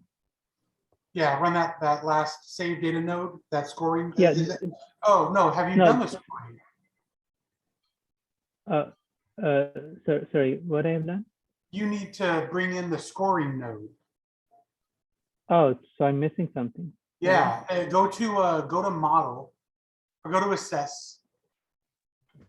And then second from the right, keep going, keep going, keep going. Right there, drag Sure. that one down and attach that to your model comparison. Okay. Now run that.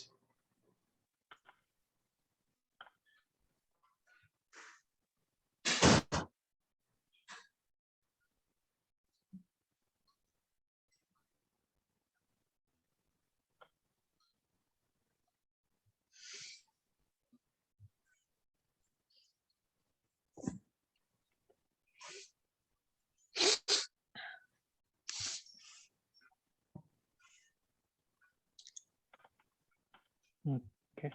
So now, All right. Now, no, don't worry about that.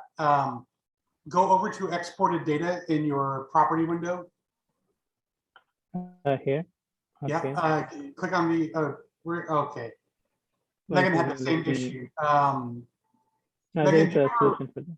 what you did to have to get those ellipses to open back up? Yeah. Yeah. There you go. There you go. Yeah, I just have to like click in a different diagram and then go back into that diagram. Okay. That's Yeah. the quickest way I've discovered. Yeah. Shakira, Yeah, you're on a so Mac as well. Yeah, I did that. It's coming up now. All right. If I go to export it, there you okay. Yeah, click on So validate, here- click on browse. And browse. Yep.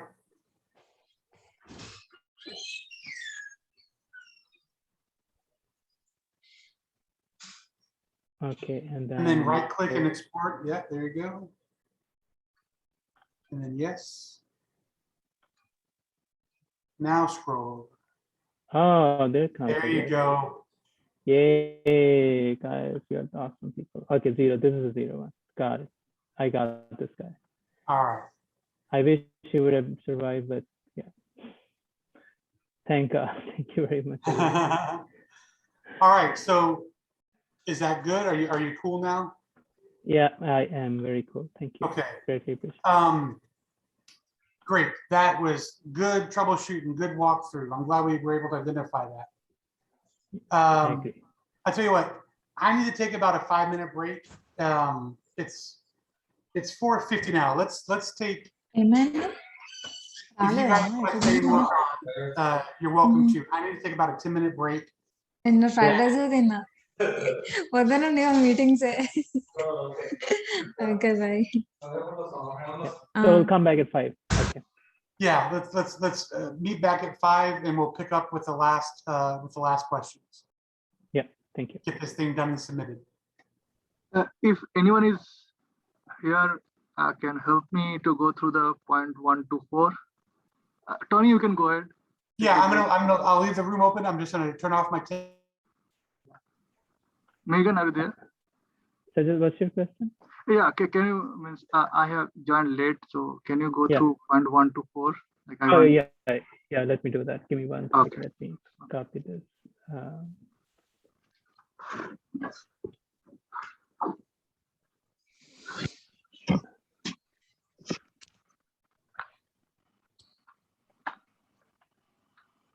Okay. So you need us to go through 1 and 2. So basically for 1 and 2, let me share my screen. Are you sharing your screen? Yeah, I'm going to share. Okay. I hope can you see my screen now? Yes. Hello, అది XL sheet కి export చేయాలి. Okay. So for question number 1, we came up with the optimal k value is 14. Okay, your screen is frozen. I'm not. Oh, actually, I think Tony left with his screen shared. Okay. 1 second.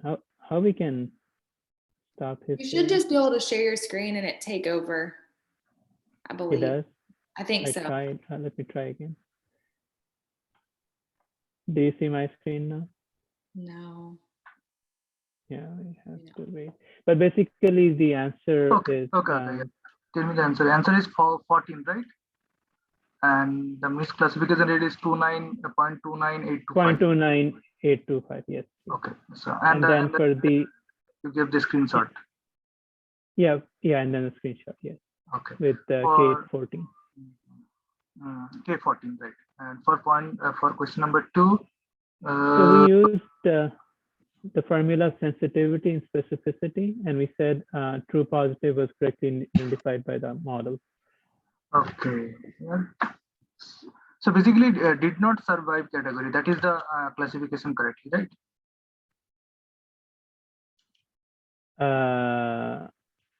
The first question is that which category is your model more likely to classify correctly? So that will be did not survive, right?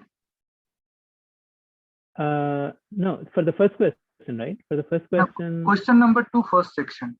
Oh, okay. Question number 2, first section. Okay. Is there anything else in question number 1? No, right? No. Okay. Misclassification rate to support your answer. Okay, yeah, that's fine. Yeah. Okay. Yeah, question 2.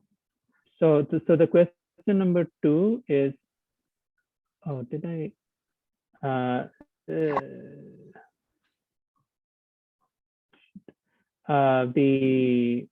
Sorry, I overridden my own numbers. 1 second.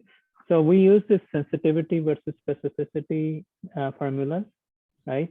So sensitivity is true positive divided by true positive plus false negative. Okay. Which is 70 divided by 70 plus 95. And then specificity is true negative divided by true negative plus false positive, which is 210 divided by 210 plus 24. Okay.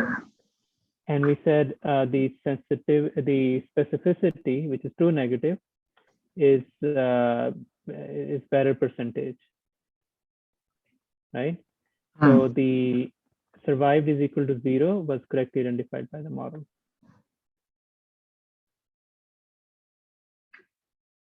Survive equals to means did not survive, right? Yeah, did. Yeah. Okay. So only thing in like the formula I need to put that calculation. Okay, mathematics. Yeah. Can you put in the chat? In the chat. Yeah, let me do that.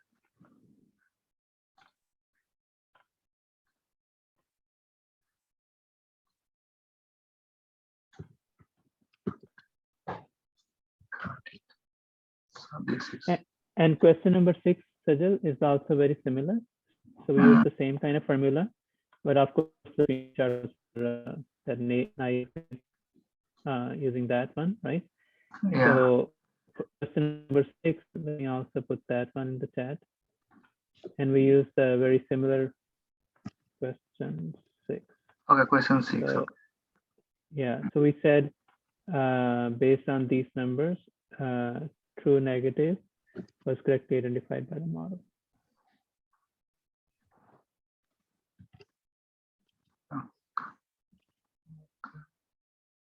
And question number 6. Okay.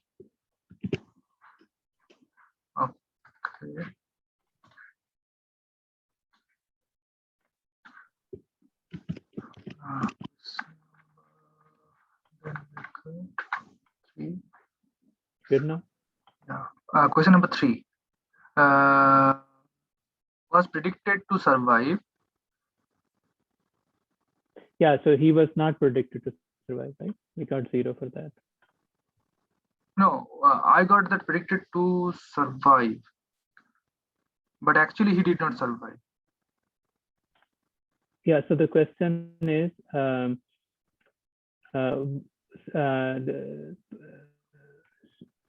please save the predicted values for the train and validate sets. Was from the validate set predicted to survive? So the answer is no, right?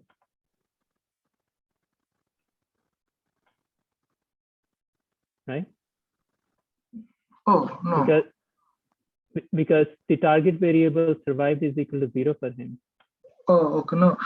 No, target variable, like, okay. So in the training set, the variable, that value is 0, means he did not survive, right? Right. But the validation set, if you see our output value, like the predicted value, I got 1. So which column is that? That the Excel sheet I told. Excel. Just a minute. And the prediction AQ. AQ. Okay, so that is the validation. Yes, the prediction value. So how do we know AQ is validation and AR is training? Oh, training value, you can see that the only Y column is the training value. The survive equals to 0. Survived equals to 0. Right. Y is your training. No. My question is, in that same spreadsheet, column AQ is prediction. The heading is prediction for survived, and AR is target variable column survived. Is that right? Correct. Yes. So the column AQ has 1, but AR has 0 for him. So which one to pick? Which column to pick?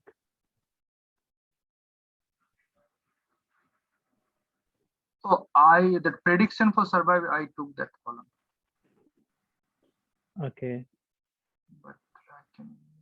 I mean, am I making sense? I'm confused. I'm actually asking for clarity, not giving any statement. I'm asking which column should we pick? Yeah, AQ Megan, or AR? Megan, do you know why we are taking AQ, not AR? Sorry, I honestly was working on another problem with Samantha. What number are you on? Question number 3. Sorry, I apologize. Yeah. Number 3.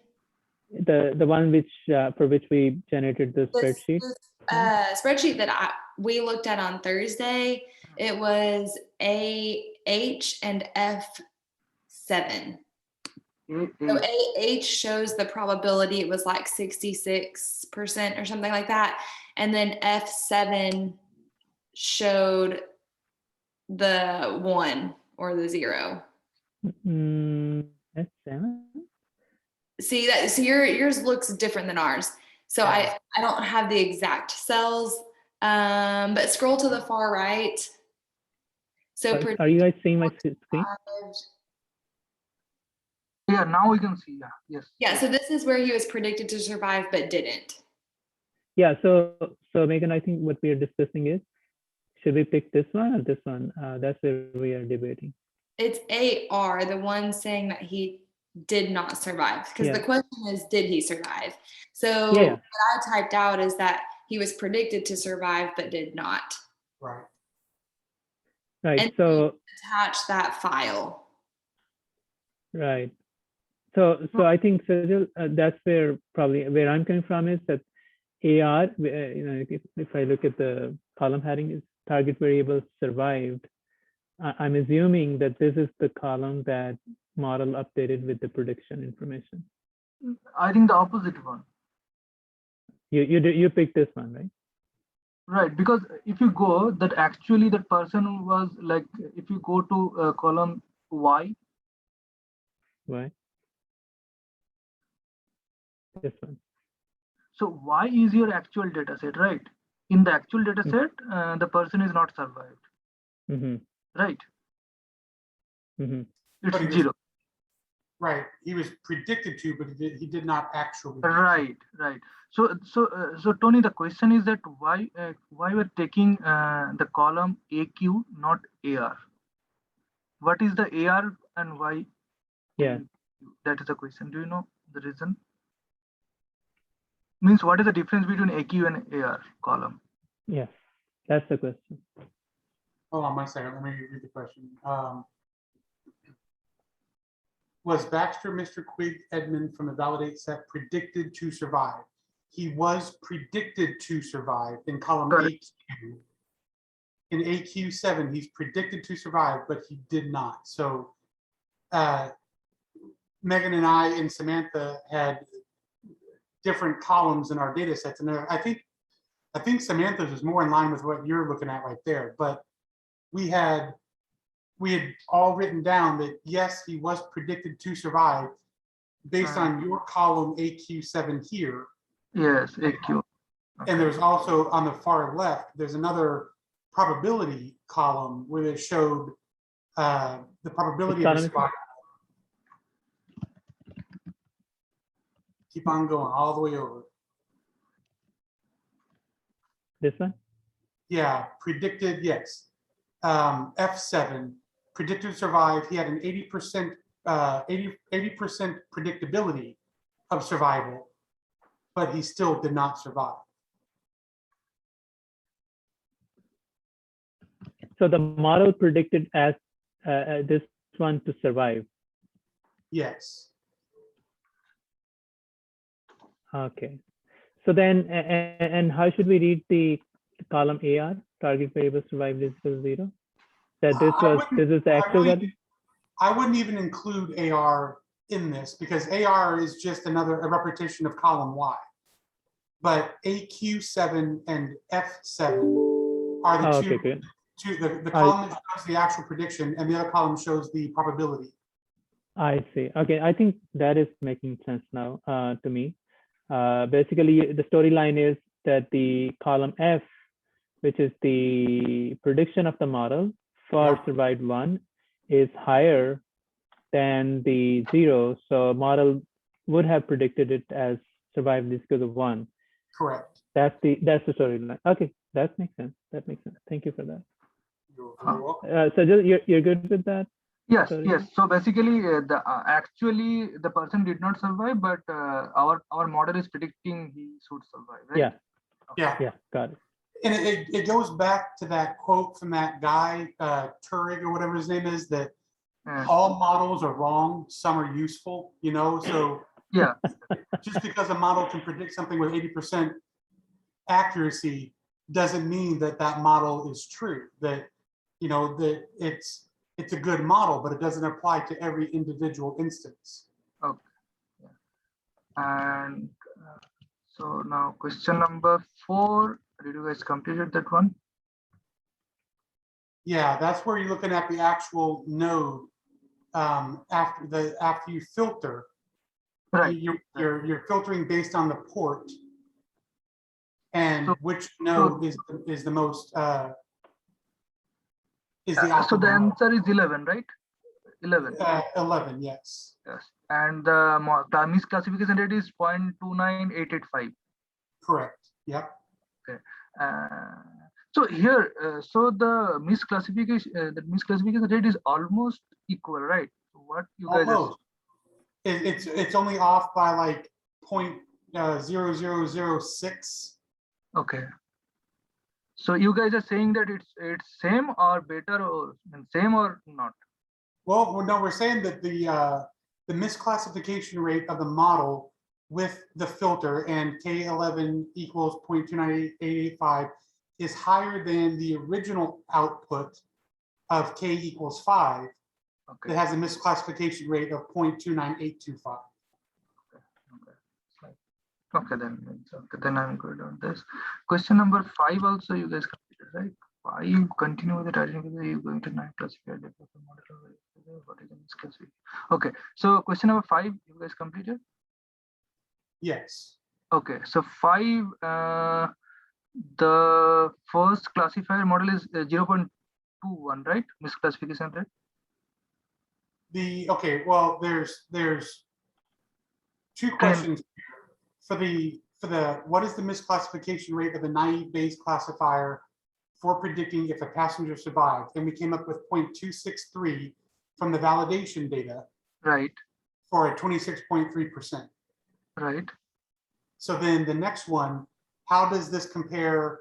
How does that compare to the misclassification rate of the KNN? And we said that the misclassification rate for the KNN model, where k equals 14, is 0.29825, and the misclassification rate for the naive Bayes is 0.263. So the naive Bayes has a lower misclassification rate than the KNN. Are you sharing your screen, Tony? Oh, no, no. I guess that would help, wouldn't it? 1 second.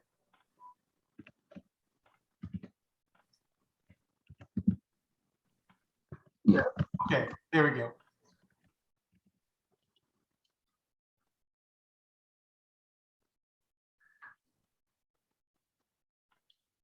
So the conclusion is that the naive Bayes model is better, right? The naive Bayes model is better than the KNN, or at least I'll say better in that it has a lower misclassification. Right. Yeah.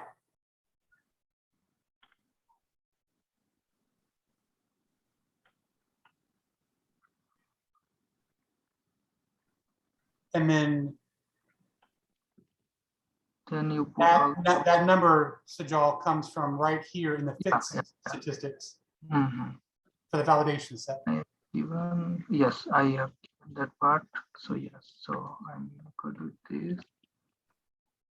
Okay, now question. Yeah. So okay. So for the number 6,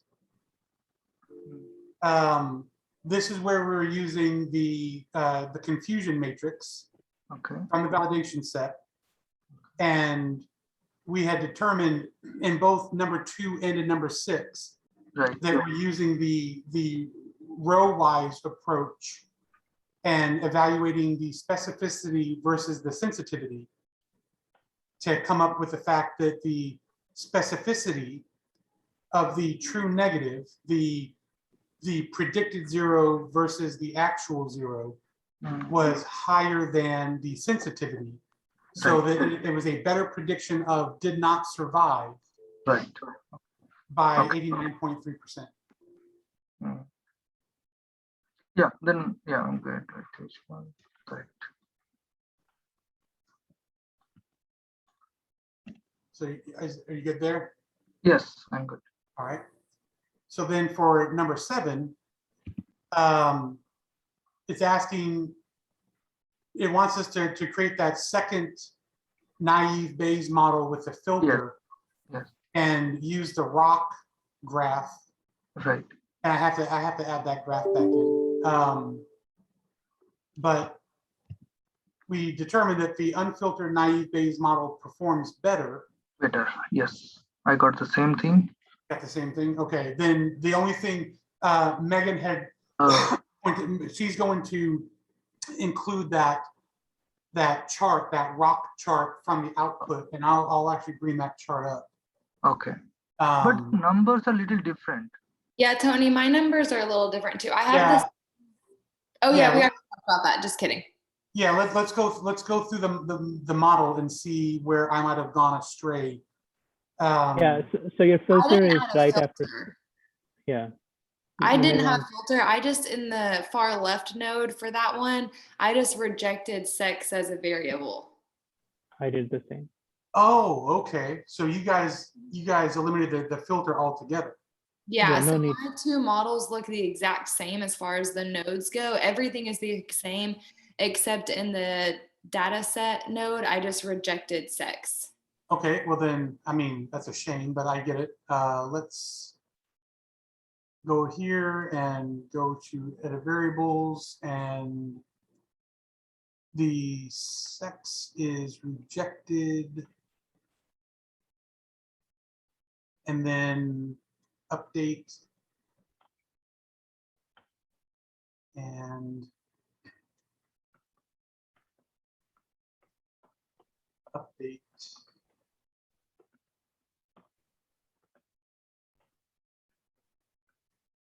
Do I have to update and run all of these? I might as well. Run.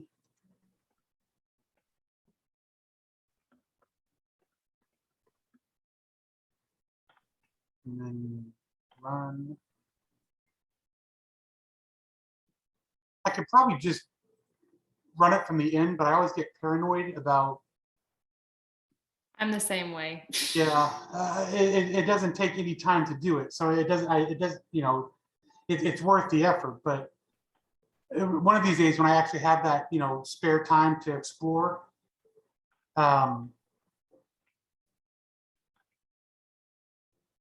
I will explore, but for now,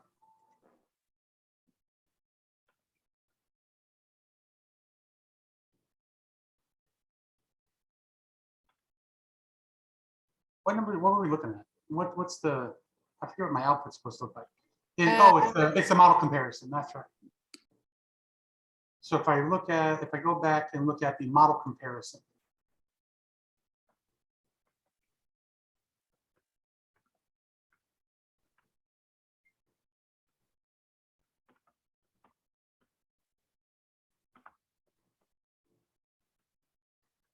And now look at the results.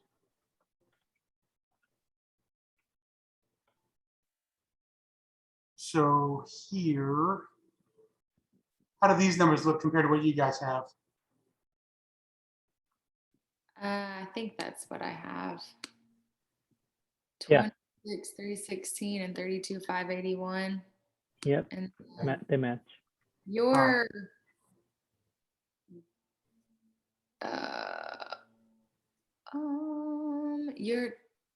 hold on, I'm trying to make sure. Your numbers are different still compared to mine. Then what's your number? I might have the wrong screenshot. I got like 0.806 and 0.756. Yep, that's what I got. But mine's the train ROC index. That's why I think I might have taken the wrong screenshot. I need to look valid. What's your numbers, Sajid? I see exactly the same with I'm seeing on Tony's screen. Validate. Okay, I think I took it from the train set. Yeah, that's what I did. Okay. So scroll down. Wait, where is?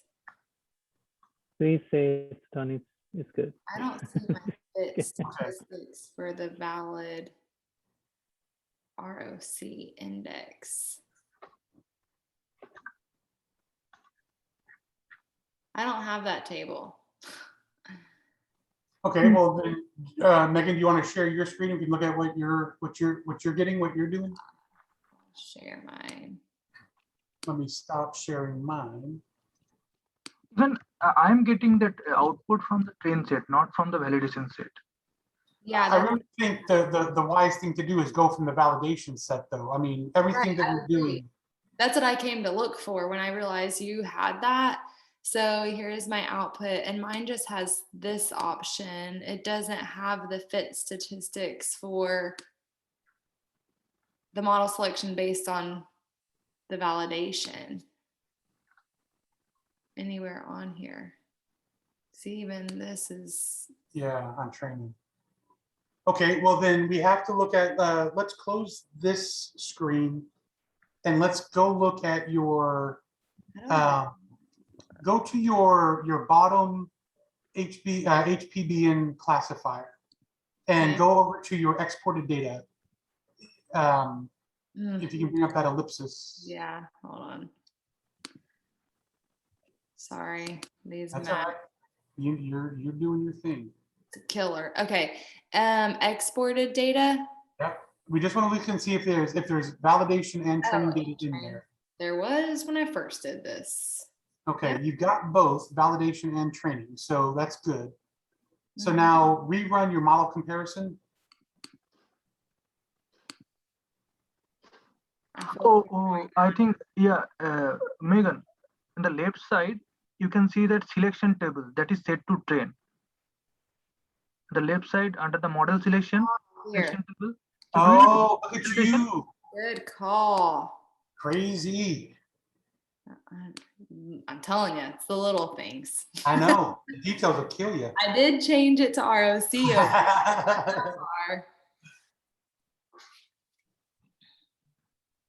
Mine will take forever because I'm on a Mac. That's all right. I'm doing it. Mac is good, Megan. Hey, I will never trade my Mac in for a regular computer. I Megan, did. so I couldn't get rid of mine fast You got enough. different numbers? Do what, Christian?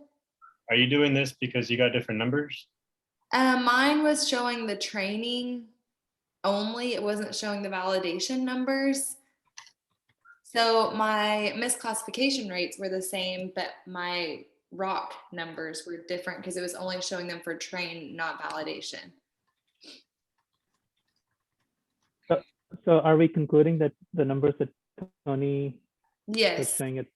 Yeah, I Okay. can stop sharing while this spins forever. Okay. Okay. Actually, it's probably done. Let me look real quick. Yeah, go ahead. Yeah, sure. A lot of times mine will say it's still running and it's not. It happens with me. So I click on some other node and come back to that. There you go. It shows. Okay. Yay. Yay! Yeah, there you go. All right. Ah, 0.772, 0.654. Yep, yeah, we match. Okay, so we are including this, and then I also included this chart. I mean, I need to Yeah. redo it, but Now, did you include both the training and the validation, or just the this validation? validation. Well, Okay. in the output. Yeah, well, no, when you pasted it into your document. Oh, Did I'm you just gonna do this right here, the valid in this one. Okay, all right, cool. Yeah. Thanks. All right. Yeah, good job. All right, so by my reckoning, we are at the end of the questions for the lab. It's Tony, there is a question number 8 as well. I'm just kidding, guys. Oh, shut your face. That's a jerk thing to do to me, man. All right, cool. So does anybody need to go back into any of the other questions for additional detail or troubleshooting? Question number 6. Can you show me which screenshot you have given in that output?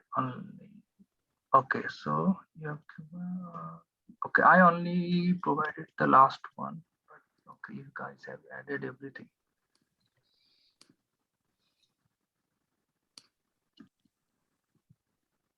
Yeah, in Sajal, we're using these numbers down here under the validation matrix. Right. Calculations up here.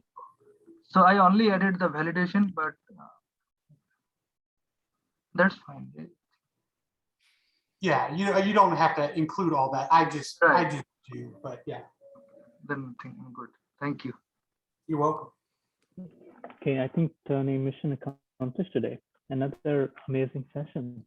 I'm feeling good about this, guys. I mean, I was feeling okay that we had everything done. I'm feeling a lot better having gone through and gotten some changes in perspective from all of you. So I really appreciate your insights and your inputs. It's been really really helpful and informative to me. Yeah, same sentiment. Anybody else have any questions? I know, Min, you and I were talking about going through your SAS code there, your nodes. Do you still want to meet after this and work through that independently? I'm okay now. I mean, You're okay now? I have a really hard time to generate the misclassification rate. I mean, it took me hours and hours and hours. And until I get into the class, I don't know that what I changed I mean, I go through whatever you go through, and suddenly I have that, you know, I don't know why, how. I love how that works. That's awesome. I mean, sometimes you just, the computer needs to be a little bit afraid of you, I think, to, you know, to give you the right answers. I think it has a personality. No, I mean, actually, it doesn't want to bug you. With Thank you. Thank You're you very all. welcome. Yeah. I got a quick question. So, Yes. where would this video post to? When I'm done with the session, I'll post it in the Canvas discussion section, and I'll call it the Lab 3 final collaboration. So it'll be there. It might take about 30-45 minutes. It's going to be a very large video to process and upload. But as soon as it's done, I'll send an email out to everybody and let you know that it's there. Okay. Okay. All right. All right, guys. Well, then, anybody else have any questions, anything that you want to ask? I do have a question. Oh, sorry to interrupt. No, go for it. So Tony, I noticed that whenever you have your notes and everything for the MBRs, you kind of have them in a random order. Was that on purpose, or was that just kind of like? When I create the model, initially I had everything lined up numerically, but then when I do that auto kind of alignment down here in the bottom right, then it, for whatever reason, it changes the order around. So it's a frustration for me because I like that my primitive brain just wants to go back and reorder all those things, but I know that I'll never get it lined up the way that it is all nice and pretty here. So it's a byproduct of the SAS auto aligner. Okay, and then for the filter, when you started with the notes, you started from technically node 5 to 14, right? 5 to 15, yes. Sorry, 5 to 15. Okay, just wanted to confirm that. Yeah. Thank you. And on that note, when I was going through Dr. George's information, she was saying technically contains itself as the neighbor. So you update it on the left side on the train part, you increase it by 1. So say K5 will be K6 on the left side. Yeah. Okay. Yeah. So here's K equals 5, and you